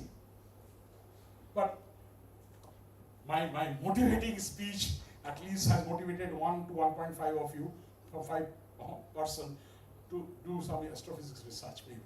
After 5 years, you'll come downstairs, stand here and say, boys and girls, this greenish blue, now oxygen 5, oxygen 6. This blue is neutral hydrogen. This yellow is sulfur. This black is iron. This green is zinc or molybdenum. This white is titanium. Picture tells us story.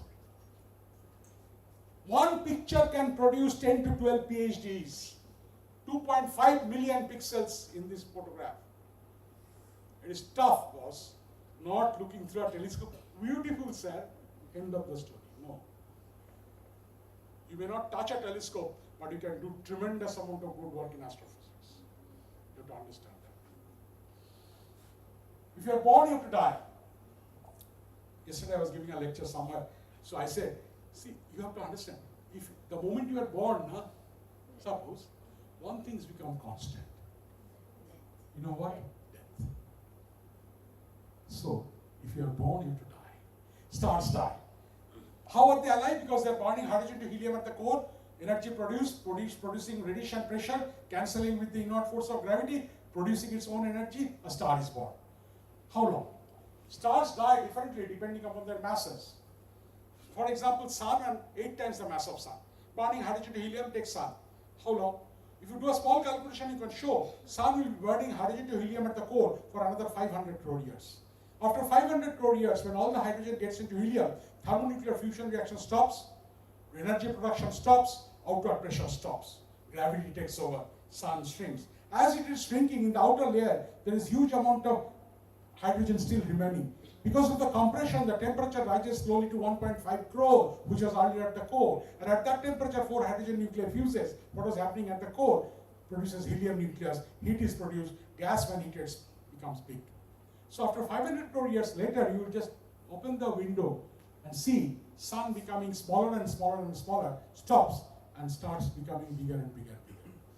How big it will be? In a small calculation, you can show Sun will become bigger and bigger and bigger and ultimately touch the orbit of Earth. Mercury, Venus, Earth will cease to exist much, much before that. We will all go inside this. The star will be called a red giant, Lal Daitya. When the outside is becoming bigger, the inner core of helium, because of gravitational contraction, temperature slowly rises to 1.5 to 10 crore degrees centigrade. At 10 crore degrees centigrade, 3 helium nuclei fuses to produce a carbon nucleus, triple alpha process. Again, energy is produced, it stops. But soon, when all the helium gets into carbon, since the initial mass is 1 to 8 times the mass of Sun, it is not enough to produce more pressure to raise the temperature to 10,000 crore degrees centigrade. So the inside core, like a hot diamond, carbon becomes bright, called a white dwarf. By that time, the outside has become so big, it's becoming like a cloud called planetary nebula. Nebula means cloud. Over millions of years, the planetary nebula will diffuse in the interstellar medium, and this white dwarf will diminish in brightness, become a black or a brown dwarf. Science fiction, right? No. For the last 35 years, these are the topics of my research. So I will show you, see, actual photograph of planetary nebula. Our Sun, maybe other star. And one of the most beautiful picture taken this year, 2025. Amazing, real picture. It was in 1994 when I was a faculty at Manchester.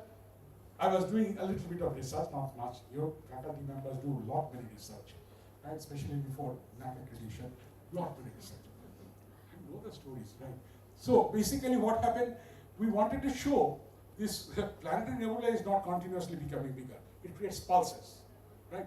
And every pulse, it can produce a shock wave, Mach 5 to Mach 8. Sorry, Mach is sound velocity. We showed through something called a physical condition called Runge-Huygens condition, molecules can form at the back of the shock front. Nobody believed it. Luck. 1996, Holland sent a spacecraft called ISO, Infrared Space Observatory.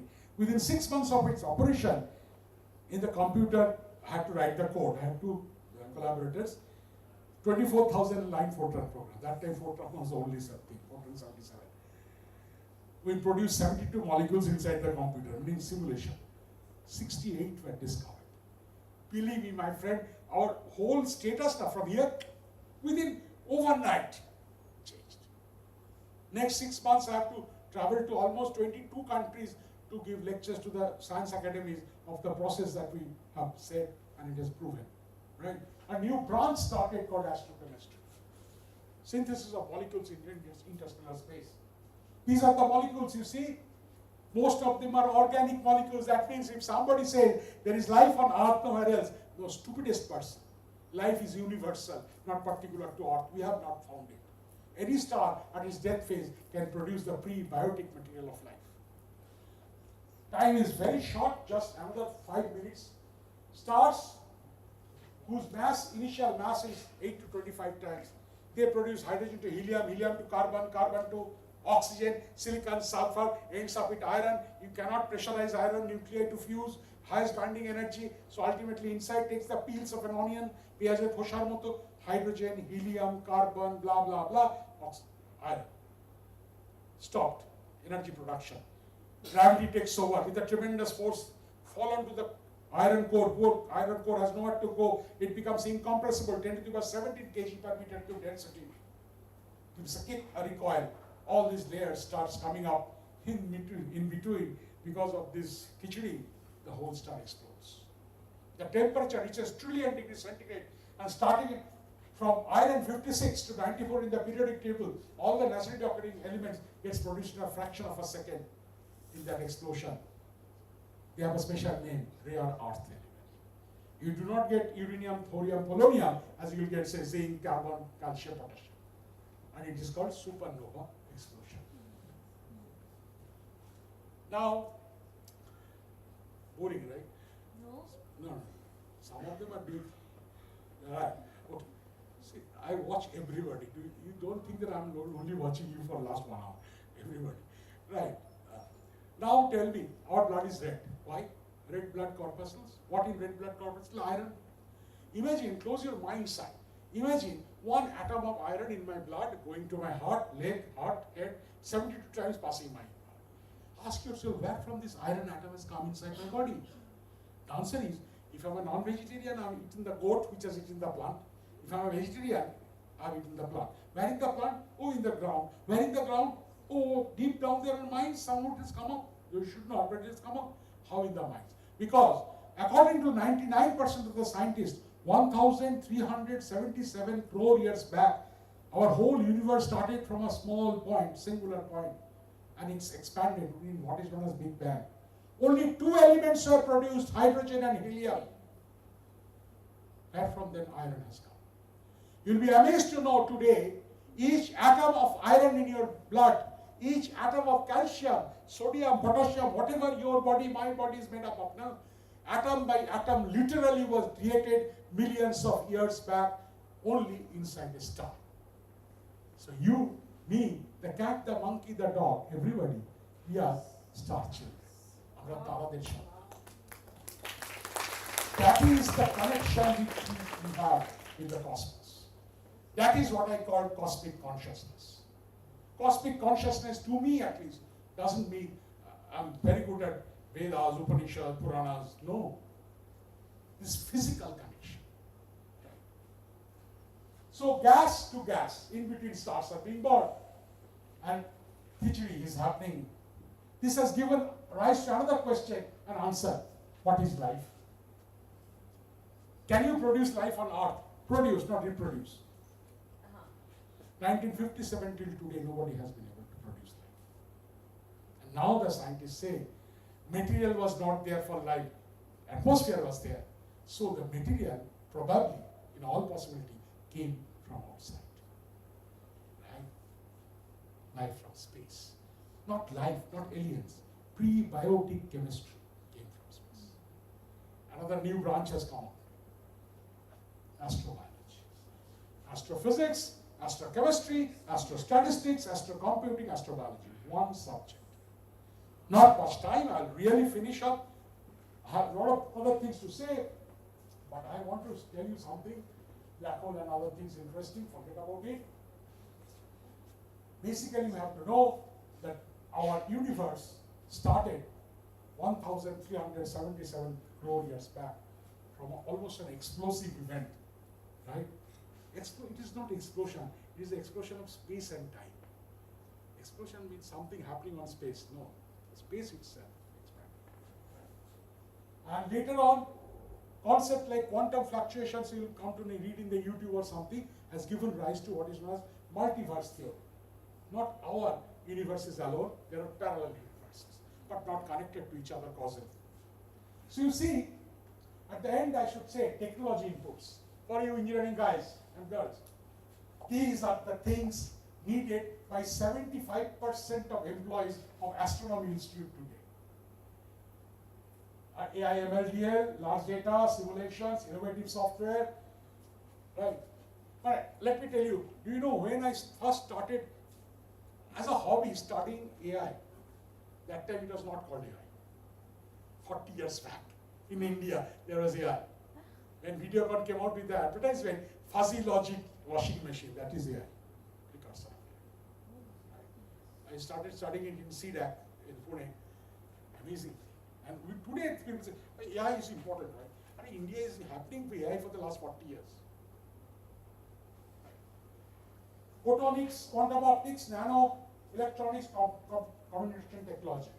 Instrumentation is tremendous. New ideas, CCD, segmented mirrors, active, adaptive, optical interferometers, quantum optics, nanotechnology. Computation is tremendous. All these factors are becoming important. CCDs, segmented mirrors, active and adaptive optics, quantum optics or photonics, and semiconductors. But you have to be good in mathematics. That is it. Otherwise, সোজা কথা বাংলায় পাত্তা বলে না যতই বুদ্ধি লাগা you have to be good in mathematics, right? And apart from physics, chemistry, math, you can read the electrical, mechanical, electronics, IT, computer. Everybody is getting into astrophysics. The top who can prove themselves. Not 9.9 CGPA, but the top intelligent person. 9.9 doesn't mean anything. Last year I took an interview at Delhi from Kerala, BSc, 100 out of 100 in every subject. What does it mean? I don't know. Ridiculous. Ridiculous. Right. It took us some 6 hours to understand what do they know and what they don't know. Because the result says 100 out of 100. Right. So don't believe in all this language. So our universe, our horizon is expanding. At the same time, we are at the limit of our knowledge and consciousness. But as universe is expanding, every day it is expanding a little bit. So our knowledge and consciousness every day should expand. It should not get stuck in somewhere and I'm getting into my comfort zone, I don't want to learn anything. That's the end of it. I'm asking a question. Why am I giving this lecture? Do you think I want to be famous? Don't, please. Do you think I want earning money? Don't. Do you know my age? 65 years. And I'm giving you this. Why? I want you to feel motivated. I want you to be happening people in the future. Let our country grow through you. And each of you have the potential. So, have a focus. So I'll end with this person, this fellow who is very close to me mentally. আকাশ ভরা সূর্য তারা বিশ্ব ভরা প্রাণ তাহারি মাঝখানে আমি পেয়েছি মোর স্থান. And if I give you some translation, my heart sings at the wonder of my place in this world of light and life, at the feel in my pulse of the rhythm of creation. Cadence means illuminated by the swing of endless time. It's a sad. Rabindranath Tagore's poem, and we are giving this translation. It doesn't look good, sounds good. What can I do? It is a translation made by Rabindranath Tagore himself. I end, but at this end, I will pay a little respect to my Guru. Right? He never taught me, but I considered him as my Guru. Not that he was famous. He died in 2015. 15 years prior to that, I was very close to him. I will not say friend. No quality of being a friend of that person. But he was the person who told me, Duari ji, aap bahut research kiye hain. You go out to the young people, talk to them. The enormous energy that you will find now will make you feel alive. And it is happening. That's what I'm saying. Dr. APJ Abdul Kalam. You think that I'm saying big things. No? He was really, believe me, very close to me for quite some time. For 10, 15 years. Thank you, Michael. Thank you very much.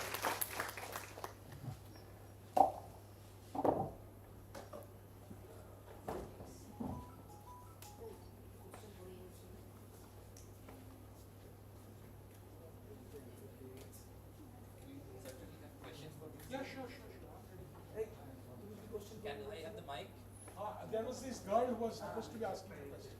Yeah. Sir, one question from my side. Yes, please.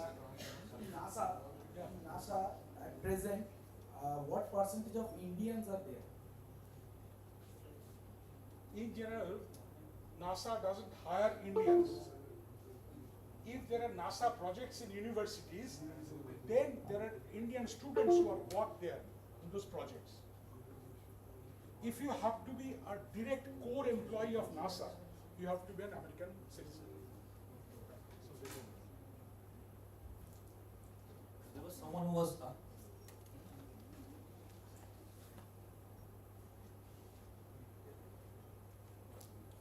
So first of all, the lecture, the entire thing, it's very inspiring and motivating. Thank you so much for being with us today. Thank you. And sir, my question is basically you said that these are the real pictures and these are the real colors of whatever you showed. right? Absolutely beautiful. Said, I understand what the question is. The question is when the photograph is taken, it is not this colorful because it comes at different wavelengths. But then we know what wavelength using the spectra, which atom, molecule, ions are producing this color. And on lab, we know what are the colors that are emitted by the spectra of those atoms, molecules. Then it is colored like that. Very good question. You are one of the candidates for the future. I will die, but people will say, whatever is, dumb hai. Chalo, Thank next. you, sir. Any other question? Any other question? Okay, enough. You're quite tired.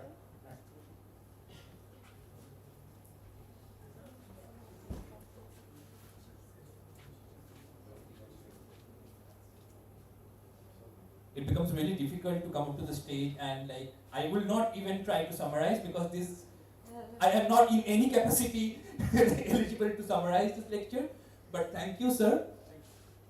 It's a lovely experience. It's a lovely experience, and I told them while we were setting up the laptop that maybe prior to this lecture you were not interested in space science, maybe.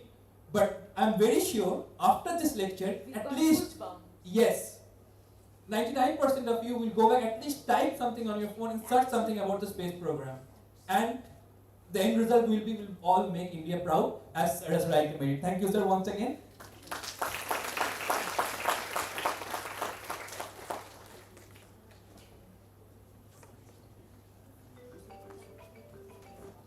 Okay, can you have the lights on?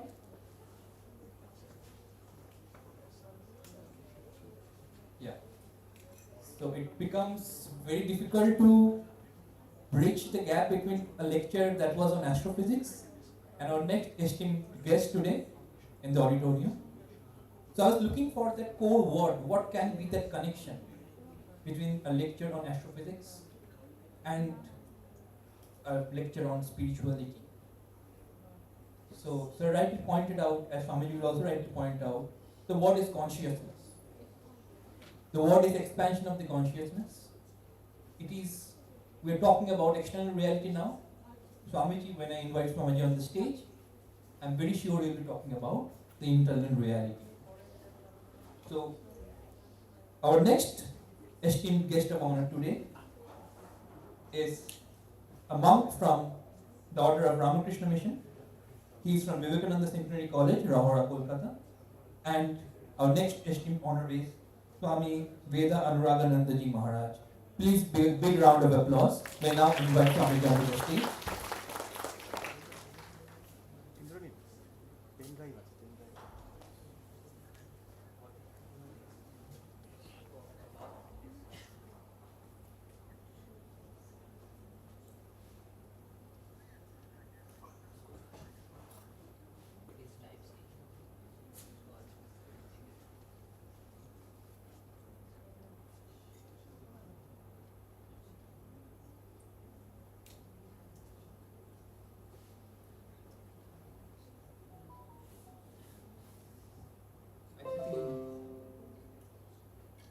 In this case, we'll have to switch off the lights once again.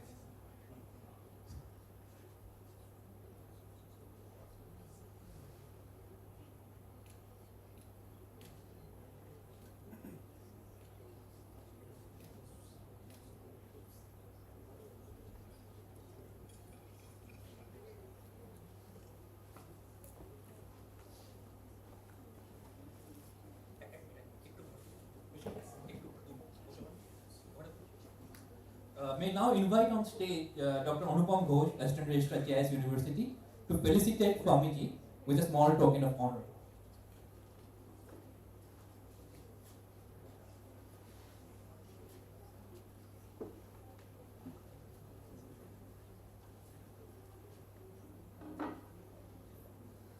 A big round of applause. Either you are like rapping.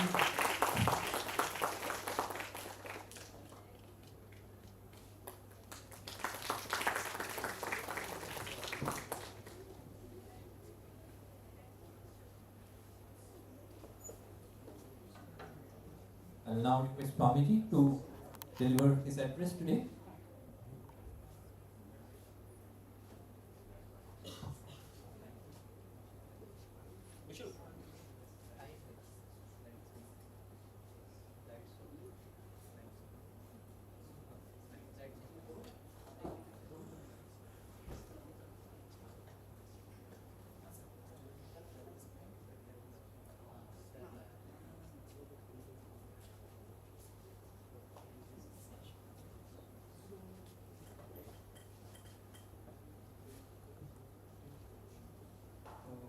सहना भवतु सहनौ भुनक्तु सह वीर्यं करवावहै तेजस्विनावधीतमस्तु मा विद्विषावहै ओम शांति शांति शांति हरि ओम.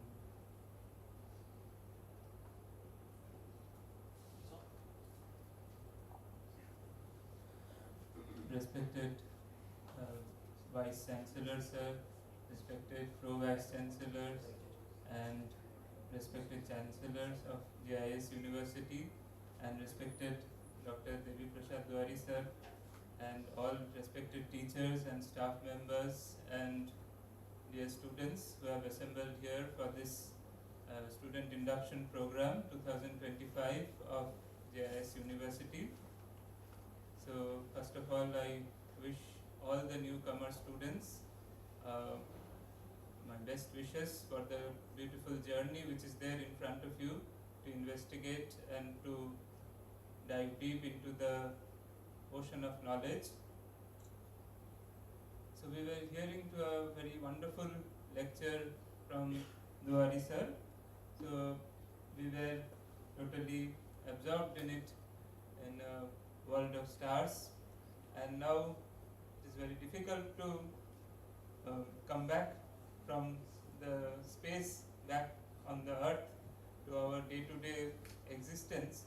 So as I just use sir's words that, and I try to connect, so how to become stars yourselves, so how to become that glowing, though we may have birth and death like stars, still as long as we live, how can we glow like stars and how can we shed light in our lives, in the lives of others, how can we make our lives better, how can we make our foundations stronger, and how can we build a very high-rise building upon a very strong foundation.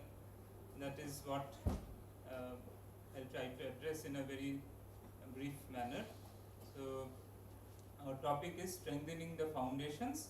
So whatever we want to be in life, we must have some common foundations which will help us to reach whatever goal we want to reach. So I'll try to address some of the general foundations of life and how to strengthen it and how to make it better. So I'll just begin the talk with Swami Vivekananda's words, since most of you who are assembled here in this SIP 2025 is our youth.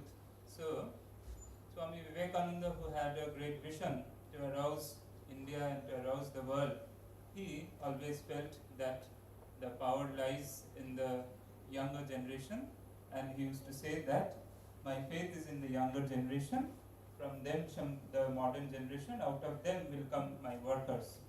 They will work out the whole problem like lions. So you are the bearers, torch bearers for the future world, and you have to feel that responsibility and you have to understand that method to go ahead. As we all want to be successful in life, just a few basic words like purity, patience and perseverance, and above all love. These are the keys to success. So we must be pure in our intentions. There should not be any intermingling of confusions or any kind of lack of confidence. So purity. There should be patience. So we should have that patience to work. It will not be a overnight affair. And perseverance. We have to keep on trying to be good and to do good. And above all, we must love the ideal, then we must love the goal, and then only it will be possible to reach the success in whatever way we want to be. So, one more thing as we go forward, Swami Vivekananda's words that 3 things are necessary to become successful. The first one is conviction in the powers of goodness. So we must be convinced that whatever good thing or great thing we want to achieve, or the path which we are treading, we must have conviction in it. We must not have self-doubt. We should not totter in our steps. We should be very much confident, and we should know that there is no other way than being good and doing good and sticking to a great ideal. Even if many people we find around ourselves who are adopting shortcuts or adopting unfair means and reaching temporary popularity, but that will never shake us. So that the conviction should be there, that conviction in the powers of goodness. So we should have conviction that the path of the goodness, the path of the greatness is the only path for me, and there is no other shortcut, there is no other alternative. So that much courage should be there. Conviction in the powers of goodness, absence of suspicion and jealousy. So we should have faith on ourselves, we should have faith on others, and we should not be jealous about the progress of others. So that much should be there. And helping others who are trying to be good and to do good. So that kind of a helping attitude should be there, not that I alone will be good and great and I alone will prosper and I don't care about others. So that should not be there. We should always have a helping hand stretched out for anyone and everyone who are trying to do good and to be good. So these 3 things and the previous one are some of the basic ideas if we want to be good or great personally, or in terms of the nation, or in terms of anything, any organization, or any great motive. Now, as we come to the foundations of life, the very basic thing which we should understand is the primary resource which we have is our mind. So, how can we make the best use of our mind? Because that is the only instrument which is primarily available to us for any study or any research or for any kind of journey ahead. So if we have a properly trained mind, if we have a properly trained intellect, then only we will be able to reach the goal. So here the first idea is we are what our thoughts have made us. So take care of what we think. Words are secondary, thoughts travel, thoughts live. So what do we think of ourselves? That is very important in our journey. If we think that we are strong, we shall be strong. If we think that we are weak, then we shall be weak. So self-image is the most important thing which we should be careful about. So every day we should again and again revise what do we think of ourselves. Do we think of ourselves as strong enough, physically, intellectually, and spiritually?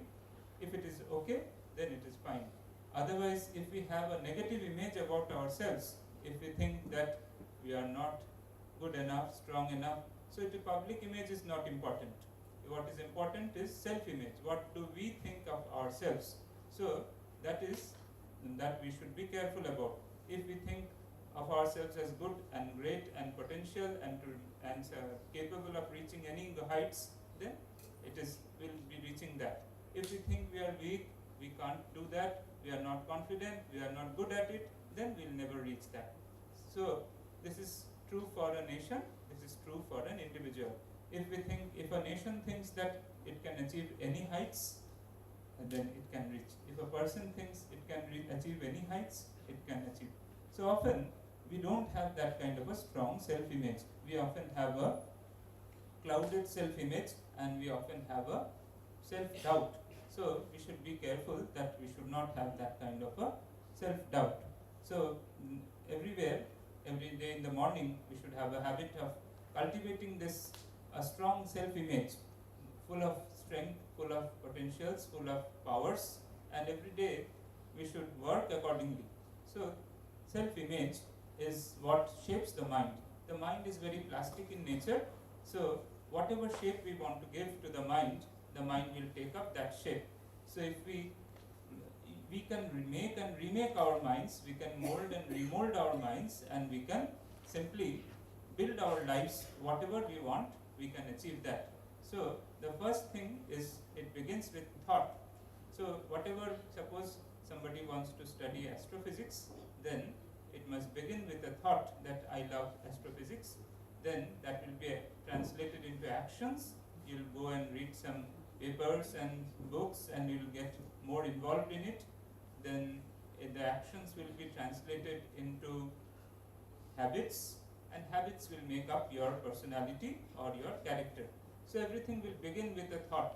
So be careful of what kind of thoughts we entertain, and we cultivate in our minds. So thoughts are very important in our lives. So power of mind is actually the main power behind every kind of success. So thoughts, we should be careful what kind of thought we entertain in our lives. Even thoughts about others. If we have a toxic or a negative thought about others, the world will appear like that. So we should have positive thoughts about ourselves and positive thoughts about others as well. Then the world will appear better, useful, comfortable to us. Often many people have a habit of entertaining doubts about others, hatred about others, and that is what creates the problem in our interpersonal interactions. So powers of mind are very much to be taken care of. Now, why mental well-being is so important in today's world is because the people are not naturally experiencing mental well-being. Many people, according to the WHO, almost out of every 8 people are suffering from different kind of mental suffocations, like various kinds of anxiety, depression, bipolar disorders and all.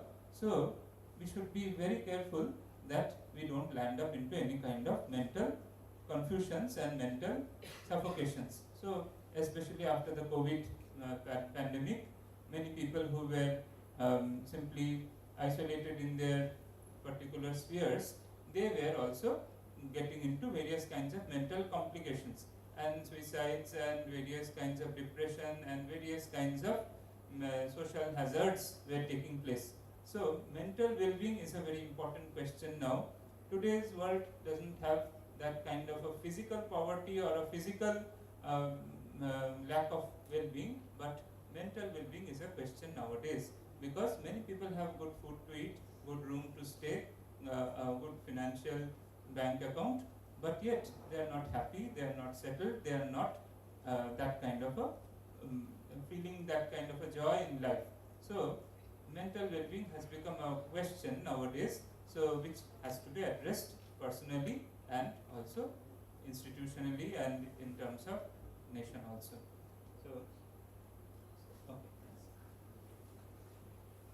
Before we go into how we can be mentally happy, the ancient Indian psychologist, we can say that Patanjali, he had defined a wonderful system of Ashtanga Yoga, the eightfold path to calm the mind, to make the mind much more friendly to reach any kind of success.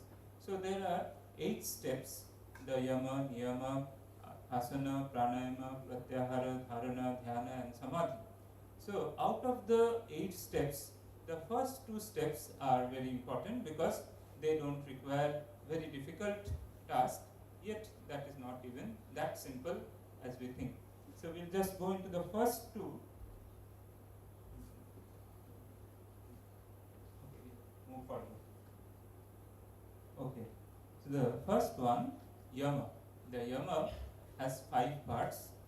That is, the first the yama and niyama each have 5 aspects in it. The yama means has 5 practices which must be practiced by every individual to not just to be happy, but just even to be socially compatible. So the first one is satya, that is truth. A person who sticks to truth will definitely have that kind of a power, that kind of a mental satisfaction that he has stuck to truth, and that will definitely help him. So not just practice of truth will always be a cause of mental happiness. A person who is always given to speaking falsehood and falsity and taking all false measures will obviously land up into different kinds of difficulties in his own life. So, though these things are very simple, but yet we often forget simple things because we are complex beings and we make our lives complex. So, Satya, then Ahimsa. Ahimsa means not causing pain in others' lives. So, today's world is a permissive world where selfish pleasure, selfish enjoyment is so much so taken care of that often if a person is given to self-pleasure, he will definitely be a cause of harm to others, pain to others, torture to others. So, we should be careful that not just pleasure, but it should be a control should be there upon one's enjoyments. Then only he can be harmless towards others. Otherwise, a person given to permissive behavior and permissive enjoyment will definitely be permissively torturous to other persons. So that is what we are finding in today's society. A person is enjoying too much and he is torturing others too much. So that must be taken care of. With that we come to the next virtue, that is continence or brahmacharya, that is purity of life. So if that kind of a control is not there in one's life, very surely he will land up in difficulties and he will make many other peoples land up in difficulties. So Satya, Ahimsa, Brahmacharya. Asteya means non-stealing, and Aparigraha means not having that greed to accept lots of things from others. So these 5 virtues, and then we come to the next 5 virtues, that is Niyama. Niyama means tapas, that is the Shaucha, that is cleanliness. Cleanliness is also a very important virtue, Shaucha. Santosha means being satisfied with what we have got, not about what we have given back to the world. So we should be satisfied with whatever love and care and guidance and knowledge we have got from others, but we shouldn't be satisfied about what we have given back to the world. So we should always think we have received a lot from the world and now it is our turn to give back to the world. So that kind of mentality should be there. So Santosha is like that. Santosha means we always think that we have received a lot from others, now it is our turn to give back to the world. Often we have just the opposite attitude. We think that we have not received much from the world and we have given back a lot to the world. That is what creates difficulty. Shaucha, Santosha. Then tapas. Tapas means hardships. A person should be able to go through various kinds of hardships. So if a person is unable to go through hardships, then he will never be able to succeed in life. So hardships, austerity, or going through various kinds of challenges are very much required for the youth to manifest its powers. So, and Shaucha, Santosha, Swadhyaya. Swadhyaya means self-study. A person should be very much given to a self-analysis, what he or she is doing all through the day. An account should be there, a habit of journaling should be there. At the end of the day, how much we have utilized the day, how much we have wasted it, and how we can do it better tomorrow. That kind of self-study, self-analysis should be there. Swadhyaya. And Ishvara Pranidhan, that is connection with God or connection with the Supreme consciousness which is there within us. So that kind of emotional connection should be there. So this actually helps a person for emotional sublimation. If we look up to human beings for emotional satisfaction, often we'll land up into difficulties because all the human beings are limited. They can never provide us unlimited support and unlimited love and unlimited care. So we have to look up to something infinite, and that infinite consciousness is within us, that is God, and with that entity we must be connected, that is Ishvara Pranidhana. So often people look up to human beings for support and care, but that is often disappointing. So it is very important that Ishvara Pranidhana, some part of the day should be dedicated to meditation on God or prayers or connection with that supreme entity. Otherwise, a life of a beggar, begging love and care and support from others, will definitely make him a still more worse beggar. So that is what is very much important. So with this 5 and 5, 10 virtues of the Yama and Niyama, these have been told as the Sarvabhauma Mahavrata, that is everyone should practice for being helpful in the society. So this is what is, then we come up to the next. So these are the 5 plus 5, 10 virtues, that is Yama and Niyama, which is very much important for any person. If a person doesn't follow the 5 first values, that is Satya, Ahimsa, Brahmacharya, and Aparigraha, Asteya, then if he crosses a limit too much, then he'll be in jail, because these virtues are such important that if a person transgresses the limits of any of the 5, then if he is given to stealing, if he is given to falsehood, then obviously his place will be in the jail. So not just for mental well-being, at least for remaining in the society in a sane manner, a person should follow all these virtues. So these are the, so after Yama, Niyama, then that is asana, correct posture. A correct posture is very important for any kind of deep study, any kind of attention. A person who can sit straight, that person can have attention. Who is always, so especially for the young people, they should cultivate a habit of sitting straight, because that the spine, when it is straight, it is not just helping you to stay focused, but it also gives you some kind of a strength, without which, if you are always sitting crooked, then the whole life will be crooked, and you will never develop that kind of a self-confidence or that kind of a power.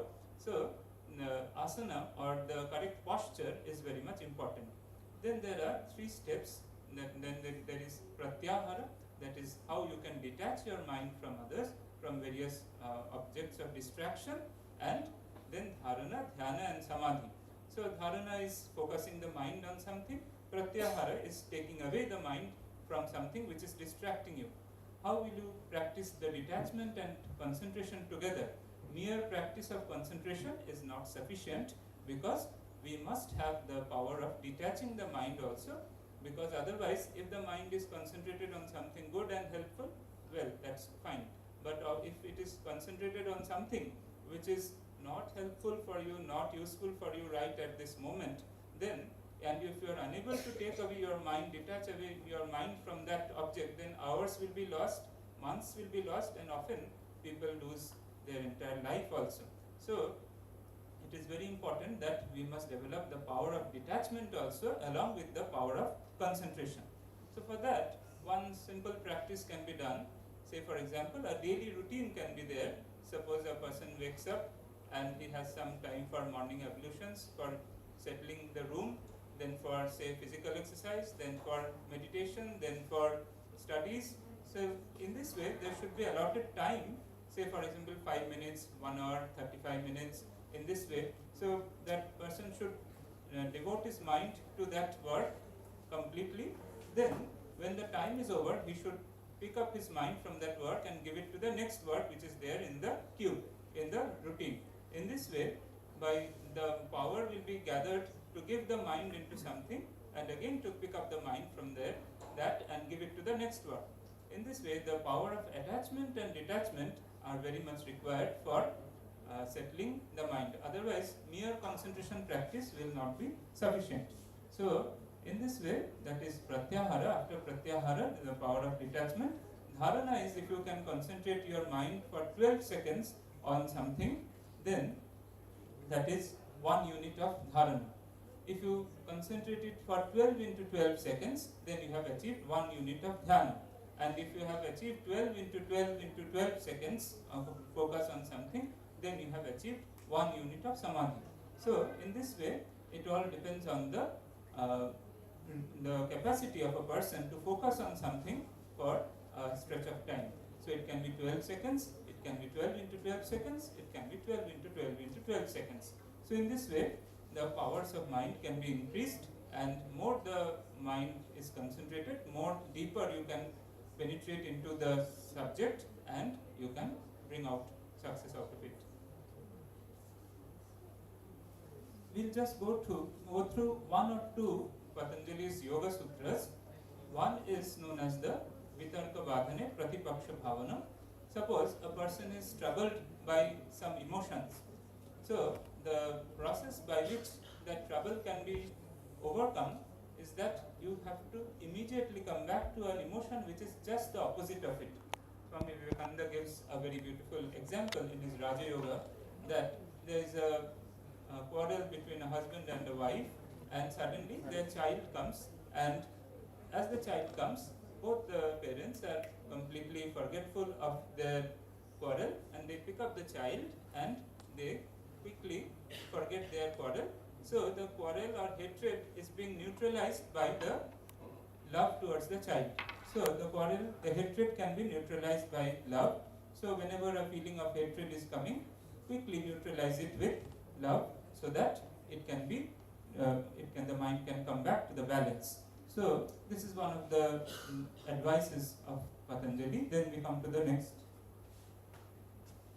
So then there is one more advice, that the various attitudes can be cultivated on different in different situations.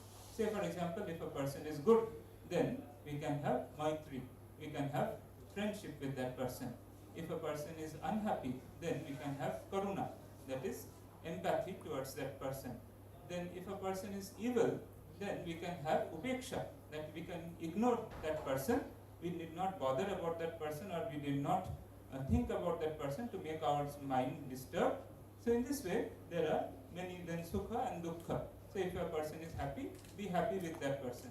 If a person is unhappy, try to feel his or her sorrow. So in this way, these are some of the various attitudes which can be practiced for keeping the mind in balance. Because if the mind goes out of balance, it is very difficult to focus the mind on our target.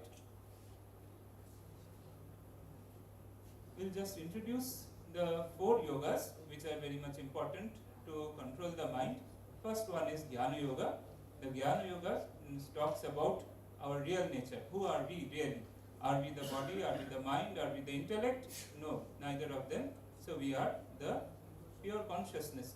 So because the body is ever changing, a person when he or she is born looks in a particular fashion, when he or she grows up looks differently, when in the old age looks differently, but with the change in the body, the person doesn't change. The person remains the same. So if that person was the body, then with the changing body, he would have changed. And if that person was mind, the mind is even more quickly changing. So if the mind is happy right at this moment, the mind is unhappy at this moment. But with the changing mind, are we really changing? No, we are not changing.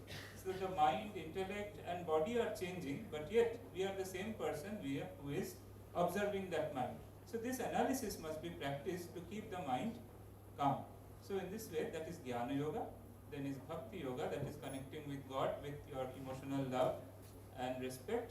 Then Karma Yoga, that is how you can serve others in a best way by looking upon everyone as the Supreme God and as if you are worshipping God in man. So that is Karma Yoga. And Raja Yoga, that is the practice of meditation. So every day these 4 practices must be there. Then regarding the effect of mind on our physiology, even if we are not bothered about anything else, even our health is affected by our mind.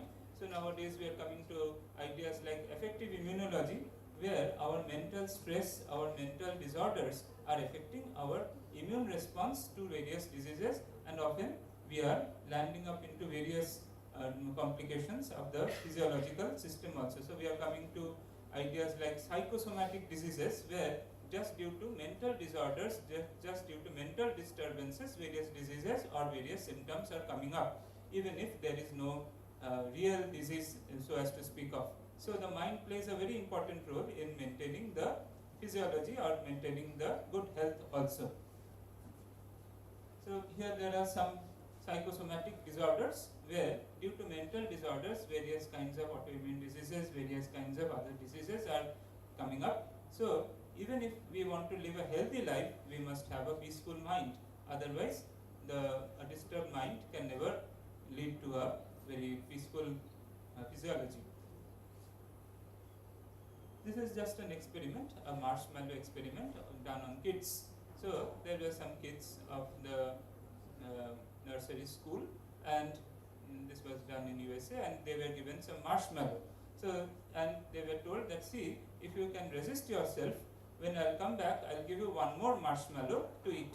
So that teacher went, and there were camera, and it was found that the kids, some of the kids played and they kept away from the marshmallow, and some of them were simply trying to touch that marshmallow, smell it, lick it, and some ate away the marshmallow altogether.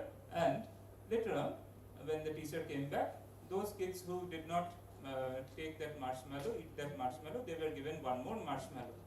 However, this experiment was not that simple, and it didn't end here.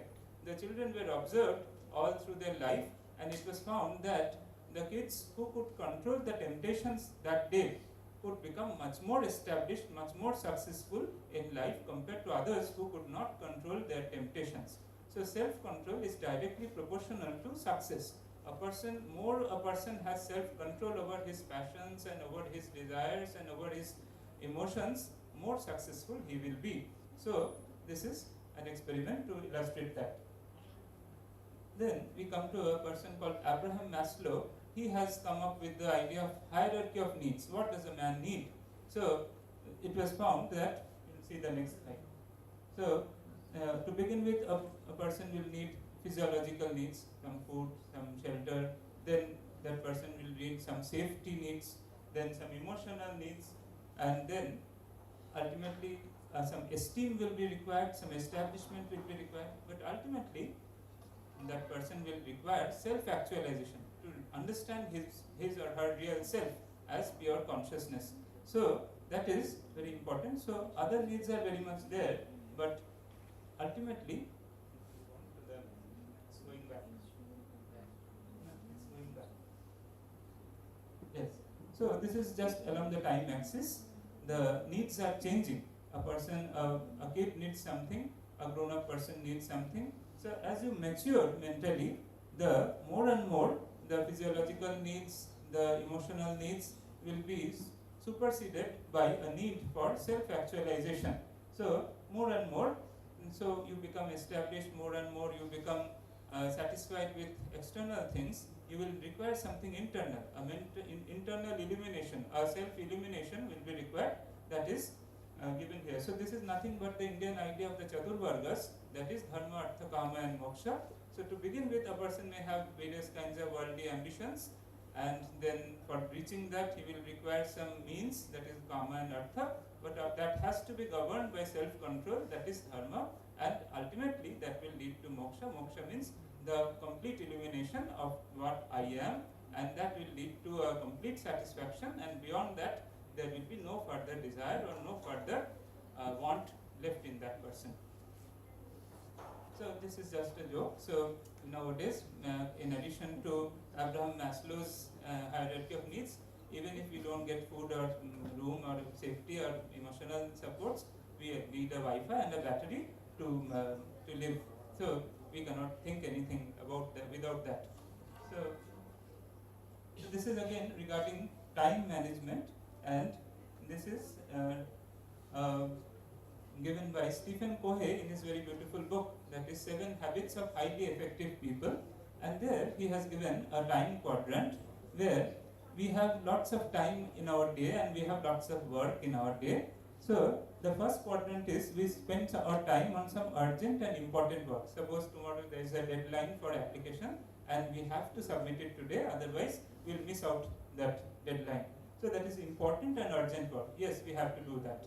Then in the second quadrant, important but not urgent. Suppose a person has a habit of doing exercise, a person has a habit of doing meditation, a person has a habit of studying. So that is important but not urgent. Even if he doesn't do it today, he will not die. Even if he doesn't exercise today, he will not die. Even if he doesn't study today, he will not die. But that is important because in the long run, that second quadrant is very much important because it is in the long run it will help it. And then there is urgent but not important work. Suppose we are studying here and suddenly the rain comes in and we go and close the windows. So it is urgent but not an important work. And the most interesting is the fourth quadrant where we spend most of our time, neither urgent nor important. So we simply spend our time on mobile and all. So that is neither urgent nor important. So the goal is that we have to minimize our time on the quadrant number 1, 3 and 4 and invest our time on quadrant 2 as far as possible, because that is our long-term goal where we have to give much more time in regard to that. Next. So for increasing our effectiveness, we have to give time on things which are urgent and which are important, which are important but not urgent. So in the long term, what is helpful? So exercise. Then so we come to the next slide. Yes, next. So as far as quadrant 2 is concerned, we must cultivate 3 kinds of exercises every day. Physical exercise. Everyone has to do some kind of physical exercise for a longer duration because that is what will actually help to calm our mind. So this physical exercise, often many people are missing out on at this point, and that is creating lots of problems because mere dopamines will not help you. We will require some serotonins also for when we are working hard, then that will actually help us in the long run. But mere dopamine will not be sufficient.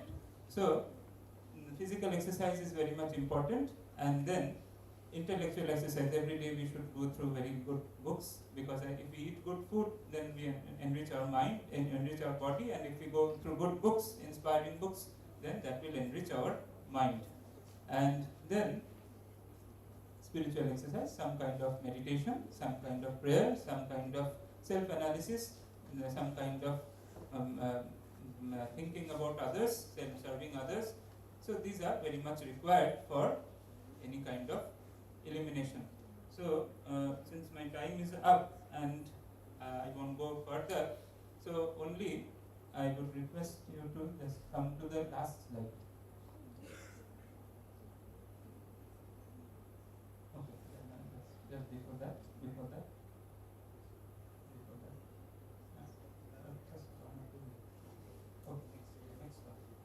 So I will just end with one of the sayings of Holy Mother, Sri Sharada Devi. So there she says that if you want peace of mind, do not find fault with others, learn to make the world your own. So learn to find out your own faults and to make the world your own. So this is a very simple advice which anyone can follow in their life, so that to make your life much more better. And finally, since we are all Indians, so we must be aware of the Indian values. Just with my previous speaker, Professor Duwari, Dr. Duwari was telling that we should not be just beggars to the world, and so Swami Vivekananda was of the opinion that if India has to arise, then India cannot remain only a beggar from others and just to beg help and technology and everything. We must contribute back to the world so that the world owes something to India. So the greatest treasures of India is India's spirituality, India's values, and all Indian efforts. So the Indians should contribute something solid to the world, and then the world should owe back something to India. So that is the responsibility of every future Indian student, where they should not be just be amazed with the Western glory and achievements, and we should never think that we are backward and we don't have any strength or courage. So rather we should have that national pride to contribute back to the world in every possible way. And then, so this is the debt which the world owes to our motherland is immense, like the gentle dew that falls unseen and unheard, and yet brings into blossom the fairest of roses, has been the contribution of India to the world. Silent, unperceived, yet omnipotent in its effect, it has revolutionized the thought of the world, yet nobody knows when it did so. So, India's contribution may be silent, but it should be obvious and it should be very strong. So this is, I won't go into the entire thing of it.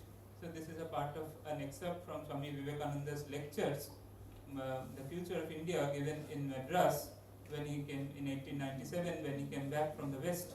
So in Swami Vivekananda's going to the West march, Sri Aurobindo used to say that it is as if to tell the world that India is not just awake, but India is awake to win over the world. India's victory over the world, that was marked by Swami Vivekananda's visit to the West. So here we have just a few excerpts from his lecture. Young men, my hope is in you. Will you respond to the call of your nation? Each one of you has a glorious future if you dare believe me. Have a tremendous faith in yourselves like the faith I had when I was a child and which I am working out now. Have that faith, each one of you, in yourself, that eternal power is lodged in every soul and you will revive the whole of India. We will then go to every country under the sun, and our ideas will before long be a component of the many forces that are working to make up every nation in the world. We must enter into the life of every race in India and abroad, shall have to work to bring this about. So this is a great dream, that India must wake up, must win over the world. India will always be grateful to various other contributions given by other nations, but there should be some contributions from India herself, where many others should come and be grateful to India. So Swami Vivekananda was one of the first people who could make Western admirers of India, and many Western people gave up their lives for serving India. So that kind of a courage or manliness or that kind of a spirit should be there, not just being blind followers of the Western culture and Western civilization. Rather, you should know what is good in India and what is good in the West. We should accept the best in every nation. So the Swami Vivekananda was the first person who could combine the best elements in the East and the West, and that is what is required. So we must admire what is good in others, and we must know what is great in ours, and we must combine both of them. So the advent of Sri Ramakrishna and Swami Vivekananda was actually to arouse the Indian confidence that India is great, India has lots of things which it can contribute to the world, and that kind of a national pride and national strength should be there. So with these few words, I again thank all the organizers of this SIP 2025 of JIS University. I thank all the teachers and Vice Chancellor Sir and Dean who has invited me, and I thank all the students for your patient hearing. I wish you all the best for your bright future. Thank you very much.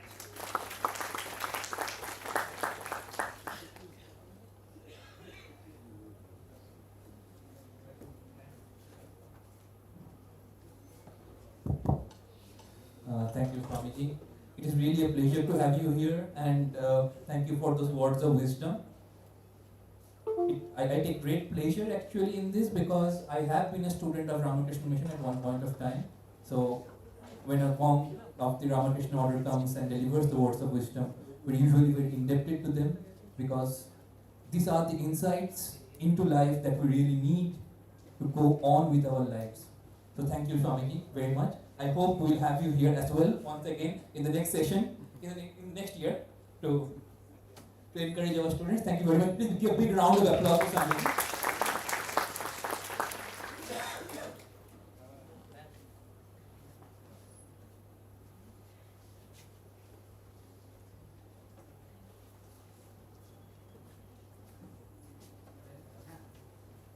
So for the next session, I know we are getting a bit late, but we were slightly stretched beyond time. It is quite obvious and natural that when you have speakers of this caliber on the stage, the schedule is going to be dismantled. But the next session is by the Training and Placement Cell JIS University, and this is an important session. I know you are hungry, but please bear with us for another 10-15 minutes. This is going to be a very interesting session. Over to you, ma'am. I should not give any introduction because the Training and Placement Cell does conduct a very interesting session each year in the induction program.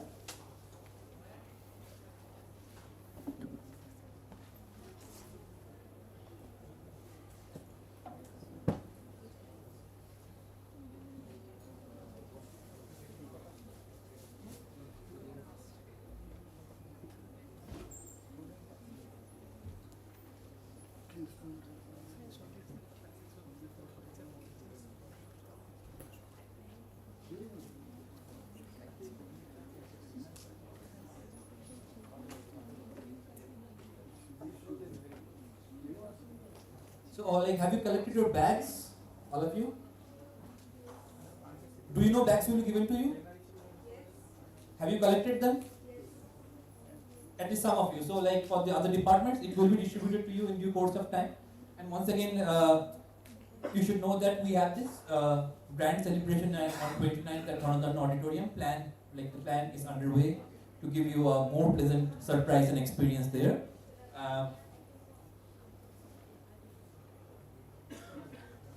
There is a cultural competition in the second half of the day, right? Has any one of you signed up for it? Has anyone signed up for the cultural competition from the auditorium? No one. Only you. In a hall of 180 students, only 1, 2. Okay. We are so culturally enriched. We need cultural mining, right? This is generational cultural debt that we are incurring here. So I do encourage all of you, I know some of you are expert in this, some of you are expert in that, do sign up. This is just an engagement with you to explore your talents. We have got different clubs and committees in the university. So for that, we need to know what caliber you are suppressing within yourself. Everything will be informed to you. It will be conducted by the Cultural Committee of JIS University. The cultural coordinator is Dr. Devri Napal, Assistant Professor from the Department of Pharmacy. Everything will be communicated to you through the Telegram group. So what's the number? Good afternoon, students, first. Good afternoon, students. I have some problem with my ear, I cannot listen properly. Good afternoon, students. Good afternoon, students. Oh, that's a spirit. That means 10 minutes, you are okay with your empty stomachs, right? Are you thirsty? Good. Have some water if you are carrying it. Are you hungry? Yes. For that, what you have to do? Come on again. Yes, that's called patience. And any other effort?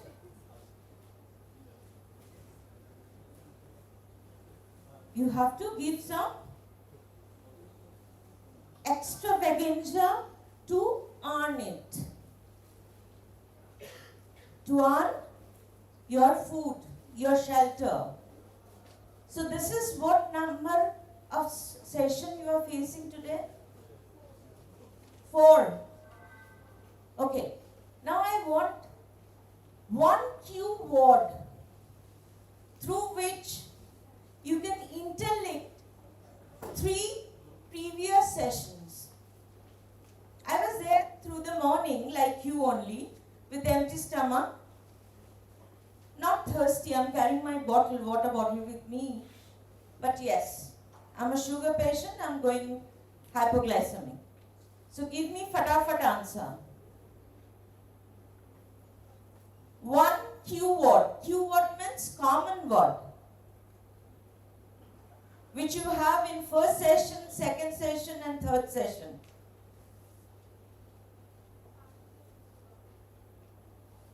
Louder please. Times and science and yoga. How you are going to relate this to with your First one. See, this effort is going to give you something for your hunger. So put more effort if you are hungry. If you have hunger in your belly, if you have hunger in your stomach, if your liver is properly working, give me one answer. Try.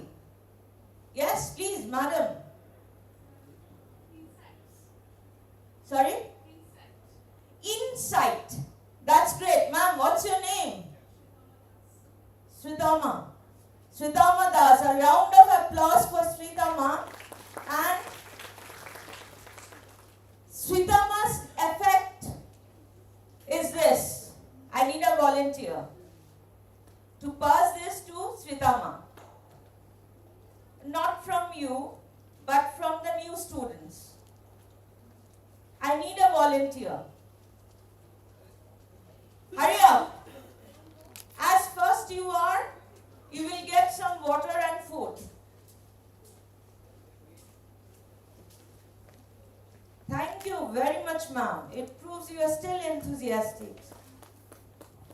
Give it to Sridhama. Now there is another key link, which is called credit points. From the first session to the last session, what you are doing? Calculations. There are some formulas in your exam part. There are some formula in the supernatural, super science part. There are some formula when you are getting the jnana, the samadhi, the pragyana and all this. There are calculations. If you are having 2, suppose you are here with 2, and we are going to give you 2. So what will happen? Definitely 5. Right?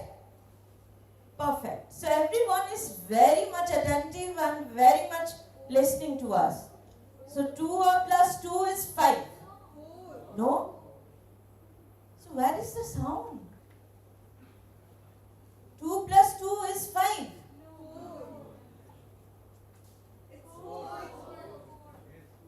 What happened to the last benches? They all are assumed 2 plus 2 is 5. Then leave this auditorium. Kuch nahi hoga.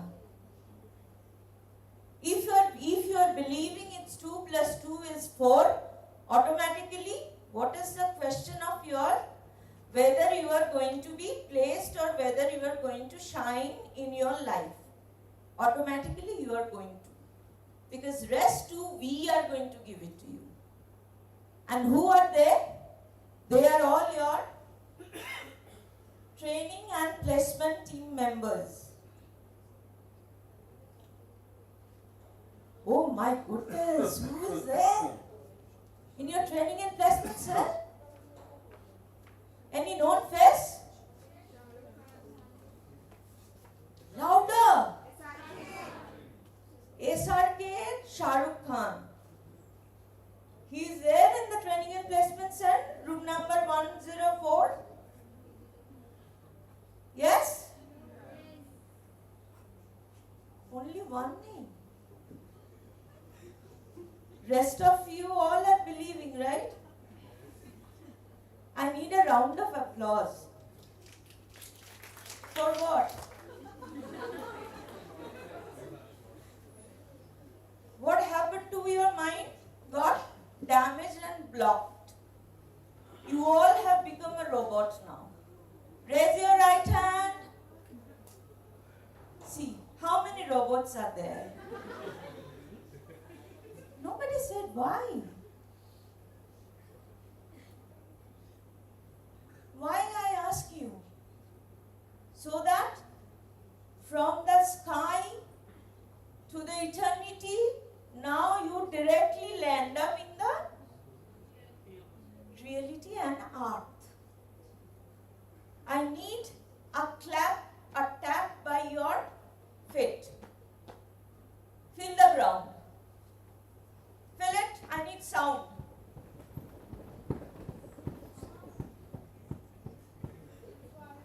Good. Who said? You.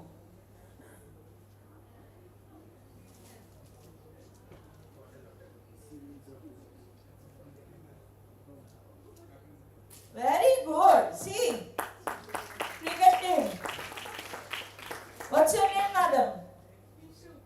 Nishu. You should not be here. You should go to women's cricket team and win the World Cup again. A round of applause for her. This time there is a reason. Yes. So don't do anything when you couldn't find any reason. Remember Professor Duari sir's question, comment, that is ask why. Don't be a robot. Ask. So why this picture? Because what is the movie? Very good. No Cadbury for it. No factor for it. It's a very easy question. What was the part of Mr. Khan over there? Coach. So who's going to coach you? All your faculty members, including us. And end of the day, we are going to do this Bharat, and you are going to win the battle. The first, and the person who's attached with this university, when the first block, madam, you need some food? Yes, the same feeling actually. Same feeling. Do you need some food? Later on. The person who is there from the very beginning and attached with the university from the first block was there. The most senior person of the training and placement department. Let's welcome with a round of applause. This time there is a huge old raisin, Mr. Anjan Chatterjee sir. Sir, please.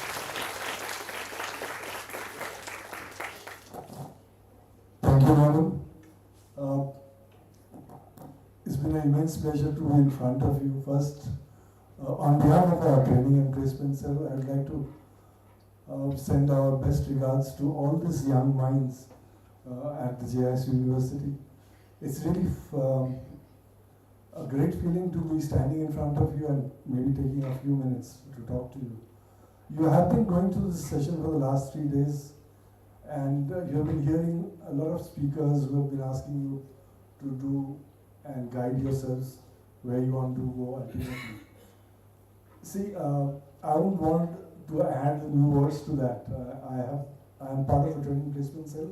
We'll be seeing you more often after your second year, when you come on to your pre-final years and the final years. We'll be interacting more and telling you about what to be done, how to do, and what are the options ahead of you. But in the meantime, right from day one, we would suggest you, start getting into the groove. As speakers in the morning had told you, know more about yourself, evaluate yourselves, find out who you are, where you want to be, and the platform which this university gives you and your teachers give you would be just a combination, or rather a system by which you can transform yourselves, and at the end of your graduation or your post-graduation, you should all come out with flying colors. Of course, the world is tough. You need to prepare yourselves very well and get into the groove. But your preparations should start from first year itself. Today, in the end of with the coming of internet, you've got everything at your fingertips. Try gathering most knowledge and getting across. So nothing new to say from my end. I'd ask you to utilize the facilities which are available here: library, the internet, the classes, the faculties, the mentors. All are there to help. We are at training placement always to help you out. whenever you have any doubt or anything, you can always come down to our room and talk to us. Okay, so nothing more to add from myself. We'll keep meeting you and wish you all the best on your new journey. And of course, I'm sure that this journey would help you to become great individuals in forward and make a great career out of yourself, because ultimately it all depends on who you are and where you end up. I have a small question. As Madam has started the thing of giving out chocolates, I may, with her permission, ask a question about, can anyone tell, I mean, just put up your hand, when did JIS University get established? You need to tell me the year. Anyone? I can't see any hands, that's very sorry. No internet, please. Yeah, please. Yeah, 2014, I'll give you the voice for that, you can come up. 2014 was the legislation which happened, and 2015 was it put into practice, the classes started. Please come up. Thank you. Your name, please? Shayan Mondal. Yeah, please come. Shayan, thank you. He's done a great job.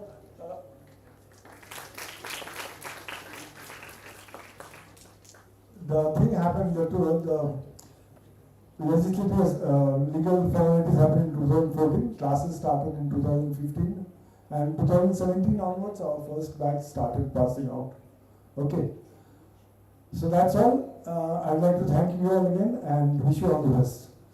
I'll leave time for the next speakers. Thank you very much, sir. Now the next speaker, who's a really hard rock, tough person to break. Whenever you have something, and that person is always very helpful. Whenever you have some question in your mind, always go to him. And the person name in the training and placement department is Mr. Samrat Bose, sir. A round of applause for him.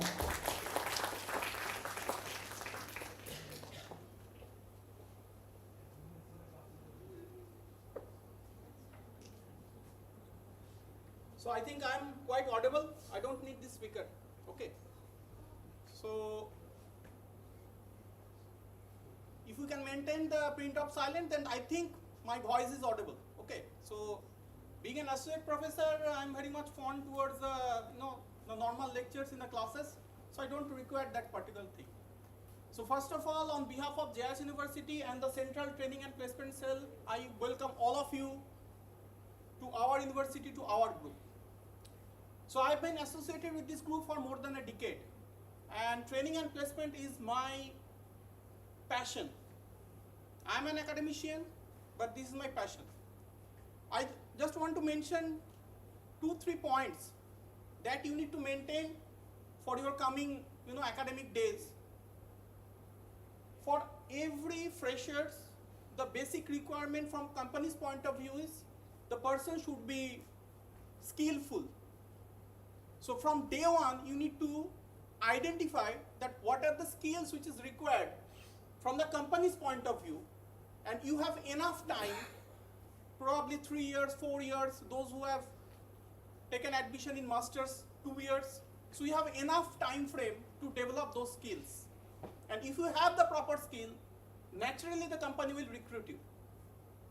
So this year, cumulatively, we have managed to call and successfully conducted the campus recruitment drive at our university, which is the number is around 221 plus. It's a huge number. It's a huge number because we are the only group, we are the largest educational conglomerate in the Eastern India. And being a part of JIS group, you will get every damn opportunity which is available in this side. That means in the entire Eastern India. So this is a great thing for all of us. Fortunately, we gathered together over here. So please develop skills in coming years. That is the only way to enter into the professional field. Otherwise, you have to face the consequences. So that is the only message from my side.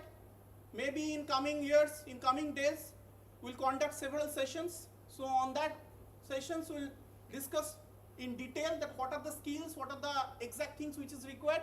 But for today, I think it is enough. Thank you very much for your valuable time. Thank you very much, sir.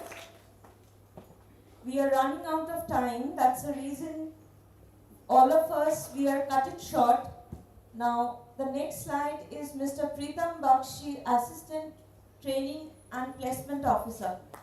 The most young and handsome also, member of Training and Placement. Preetham, please. Thank you, ma'am. Hi, guys. So it's good afternoon, right? So you people are exhausted. Okay, I am the youngest member of this training placement cell. I recently joined JIS University as an assistant training placement officer. Previously, I was working in MNC, and now I am here.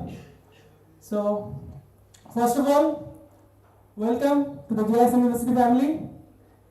And do you really know like what we actually do? The cell. We are like a bridge.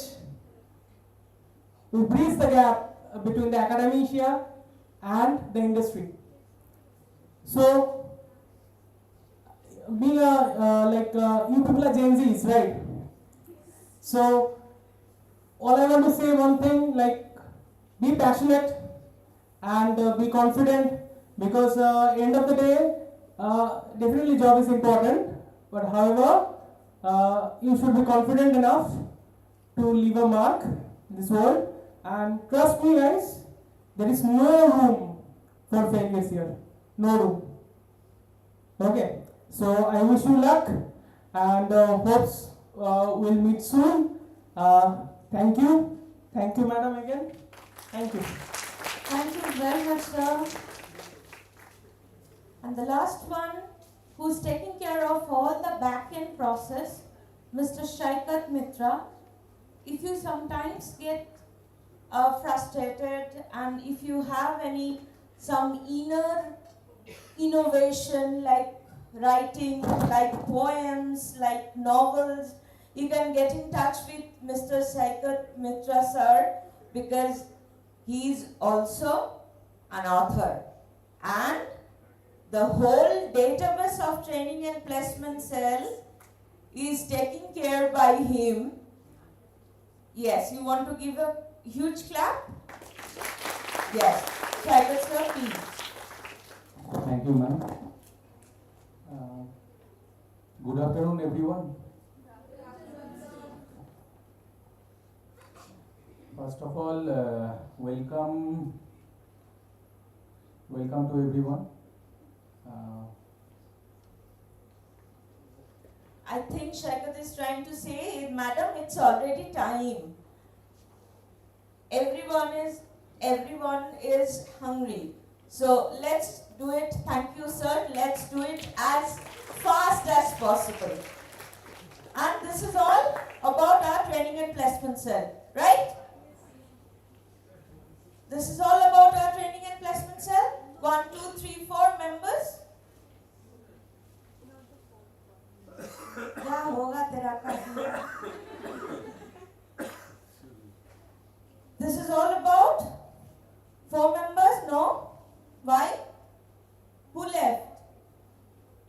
Who left? Oh my goodness. Thank God you noticed me. Me, myself, Shudabade, with no introduction.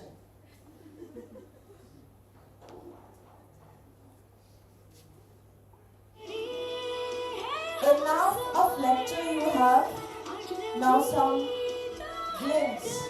Okay? Beautiful song. Hope this is going to motivate you. This is a different sort of activity through which you will go. This is moot court. Those who are law students are here. You will do that. Different streams, different experience with the geology students. This is the IT students.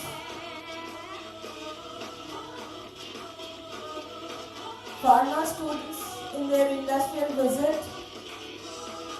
So these are all activities of training and placement cell. This is the management students in their industrial visit.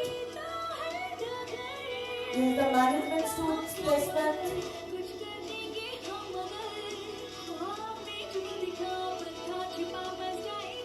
And finally, when you get the success, this is in the placement cell.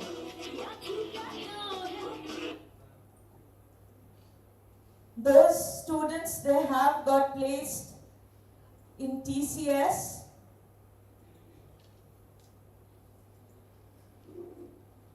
Now, apart from that, definitely you are going, what you are going to do here, what is your expectation? What is your expectation? What is your moksha? What is your white dwarf or black hole session? What will reflect in your credit points, in your mark sheet? What is your expectation? No expectation? At this moment you want food. That is your expectation. That is at this moment. After 4 years, you want somewhere to be established.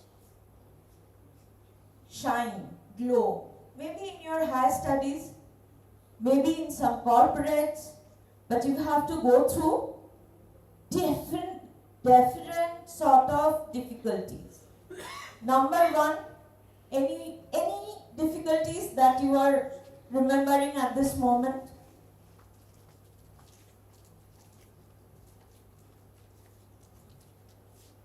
Any difficulties? Give me answer, come on, so that I can end. Hurdles, difficulties, frustrations. BF, GF ছেড়ে চলে গেছে. There is a huge breakup. Your third semester marks got yes, this is life. This is not joke. You are not robot, you are human being.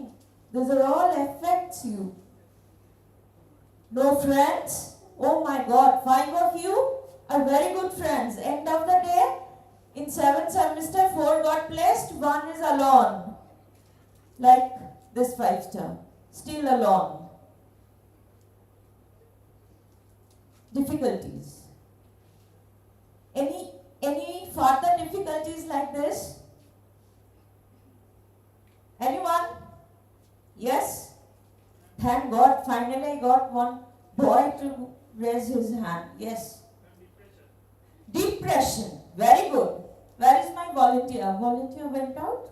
No. Very good. At least you have that thing to interact. Dissatisfactions, etc., etc., etc., etc., etc. This is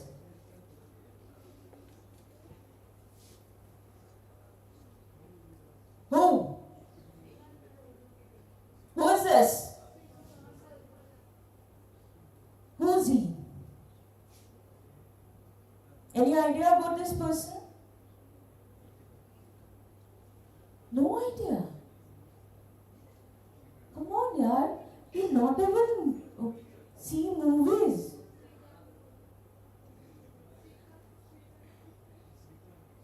What's the name of the person? Industrialist. Oh my goodness. What is his difficulties? Yes. Absolutely. Catch? Japanese. Air India team is chance for them. But if you have what Samrat sir said, if you have the skill to overcome, then automatically 2 plus 2 will be 5 this time. That one is your skill. Two is you. Two is our so-called jnana, what you are listening from the very beginning today morning or last 3-4 days, and you are getting jnana. That's two. Plus one will be your skills. Automatically, you will get placed or shine in your life, maybe in higher studies. Cut it short. I think for this, all of you are waiting. Can you give me the guarantee? You are going to place over here. We will bring the company. But can you give us this guarantee you are going to place? Don't worry, you will get it in the website also. Just give me the guarantee. Give us the guarantee.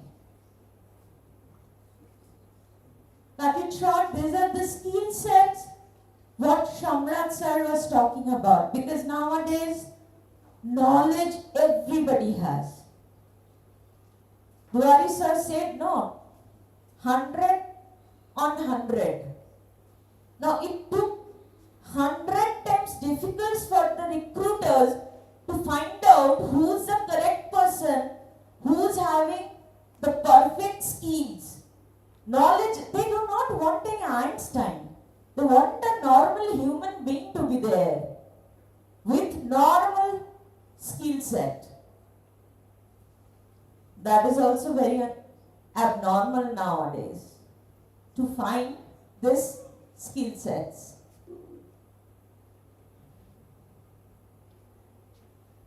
You have to imbibe, you have to practice, because this skill set you cannot mug up or make chotas just prior to your semester exams. Just prior to your interviews, you cannot make cheats, micro Xerox, right? You cannot do that in interview. So start, growing up your skill set from now onwards. So at the end of 5th or 6th semester, you will be a full product. You will end up with your knowledge and your skill, both. So at the end of the day, company or the IIT or the MIT is going to say, yes, we want you. We want, what's your name? We want Nishu. We want Chandray. We want loud. Mikhail. We want, yes sir, with the specs. With the specs, yes. Yuvraj. We want Yuvraj. Right? So, do you have that skills? No. At this moment you do not have. You will get.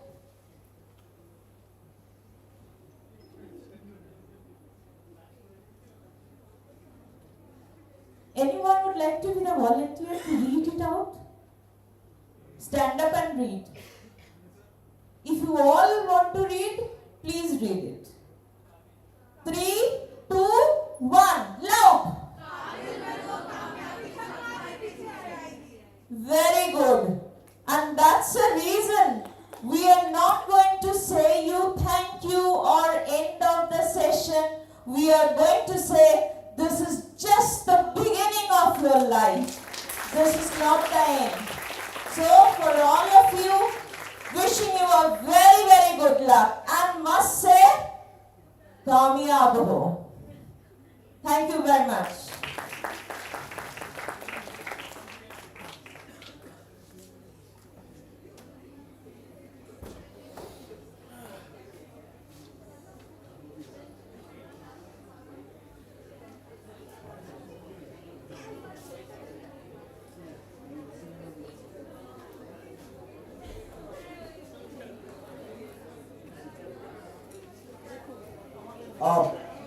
please be seated. There is 5 minutes to actually speak in the context of constitutional rights. I know already you all are out of time.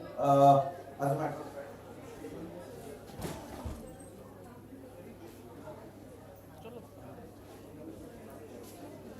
See the fact that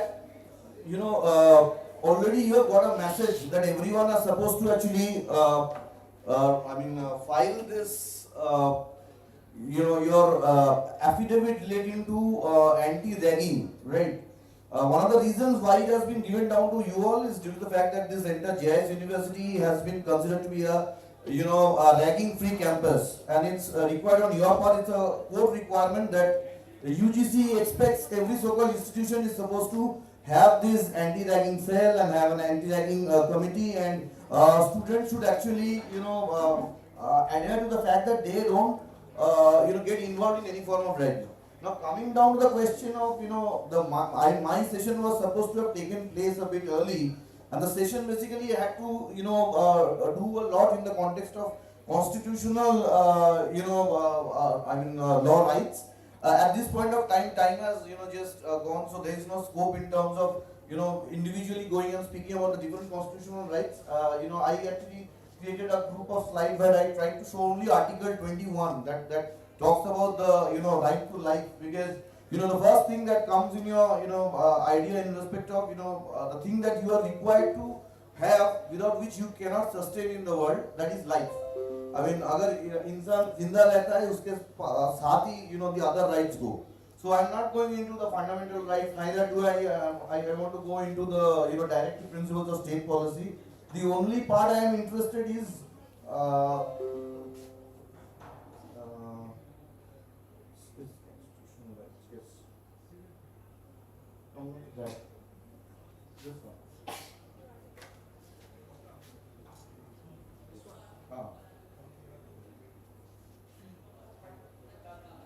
I won't take time. It's only right to life, that is Article 21.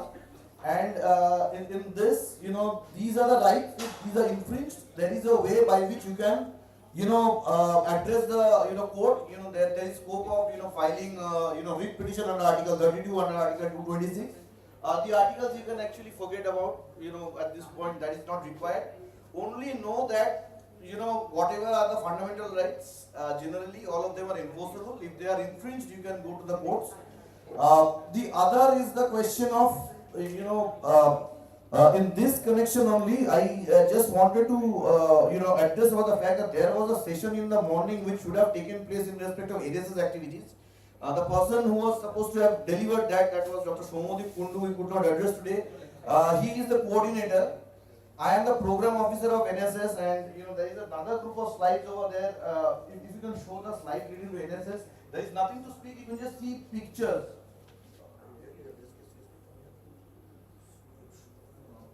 Search NSS, National Service Scheme. Yes, go ahead. No. Yes. See, these are some of the activities with which every student over here can actually come and join and participate. You can see over there previous NSS activities being done, like planting of trees, like blood donation, like awareness creation, and it is not related to only one department. There are law students over here, but there are, this can be done by pharmacy students, this can be done by computer science engineering students, and all students down the line. So the thing that is required is you just contact. There are few persons in the university. If you cannot find anybody else, come down to me that you want to get involved in NSS. The regulation basically says that you are supposed to actually have your Aadhaar card and get registered, and the rest is that you can help the community in a big way. You will find it. There is it's very interesting and very entertaining. মানে করতে খুব ভালো লাগে যে জিনিসটা জানে না তাকে গিয়ে শেখাতে একটা আলাদা মজা আছে. Once you go to the villages or to rural areas and do that, you will find that there is a different fun. মানে ওখানে কোনো পরীক্ষার গল্প নেই, ওখানে কোনো চাপ নেই, এতক্ষণ সব tension, depression, this that came into picture. NSS, I can tell you, if you speak about other students in the past, they will always say that they have enjoyed it. So those who are wanting that, kindly come down to me or Somodip Kundu or whatever, and we can actually get you registered, and thereafter during your entire stay, you can get involved in different types of activities. This is just an optional thing, it's a choice. there is no compulsion. So, I want to finish off this particular session because, time has already run out and, there is no point in terms of going into individual constitutional law provisions. That's the parent law of infringing which you generally can get prosecuted. So, I want to finish over here that, for the time that you are here, just enjoy your, time over here in the best way possible. Don't get, there have been so many different lectures. ভয় পাওয়ার মতো অনেক গল্প আছে, ভয় পাওয়ার কোনো কারণ নেই কোনো level. So I want to finish off, with the lines ki মাঝে মাঝে তোর কাছে জেনে শুনে যাই, আজকে হাওয়া শূন্য ছাড়া, আজকে হাওয়া বিভাগী, আজকে হাওয়া বসে যাবি, আজকে হাওয়া সোহাগী। Ending over here. So enjoy your time over here. আমি বাদে অন্য যারা আসবে টেনশন দিয়ে চলে যাবে, কারণ মানে এইটা করার দরকার, ওইটা করার দরকার, 5 বছর 3 বছর whatever you stay over here, enjoy your stay in JIS University and go for lunch. Thank you. Thank you very much. Just 2 minutes. Just 2 minutes. Just 2 minutes. I know all of you are hungry. Just 2 minutes, just a vote of thanks, and then we are gone. Is there any creative writer here in this room? The most pertinent answer I got was no. That was creative. That was very creative. But if you have the creative bug in you, we do have a creative writing competition. So you can sign up. The Google form will be circulated in the Telegram group, and sign up for that. The competition will be tomorrow. And I won't hold you back much. I will request sir right away to give the vote of thanks for today's session, and after that you are free for lunch. Thank you everyone.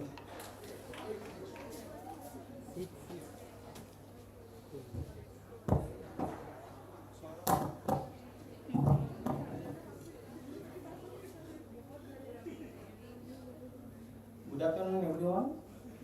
As we come to the close of our 4th day, SIP 2025, it is my privilege to propose a vote of thanks.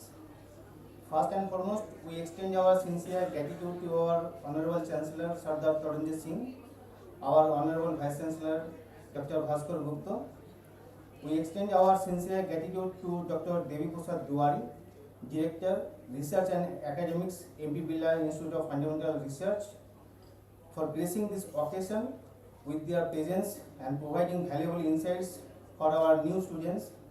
We also extend our sincere gratitude and pranam to Swamiji, Ramakrishna Mission Vivekananda Centenary College, Rahora, for gracing this occasion with their presence and providing valuable insights for our new students. We are deeply grateful to all our speakers, Dr. Sanghamitra Kunju, Mrs. Sudhaba De, Dr. Souvik Chatterjee. Your expertise and guidance have been invaluable.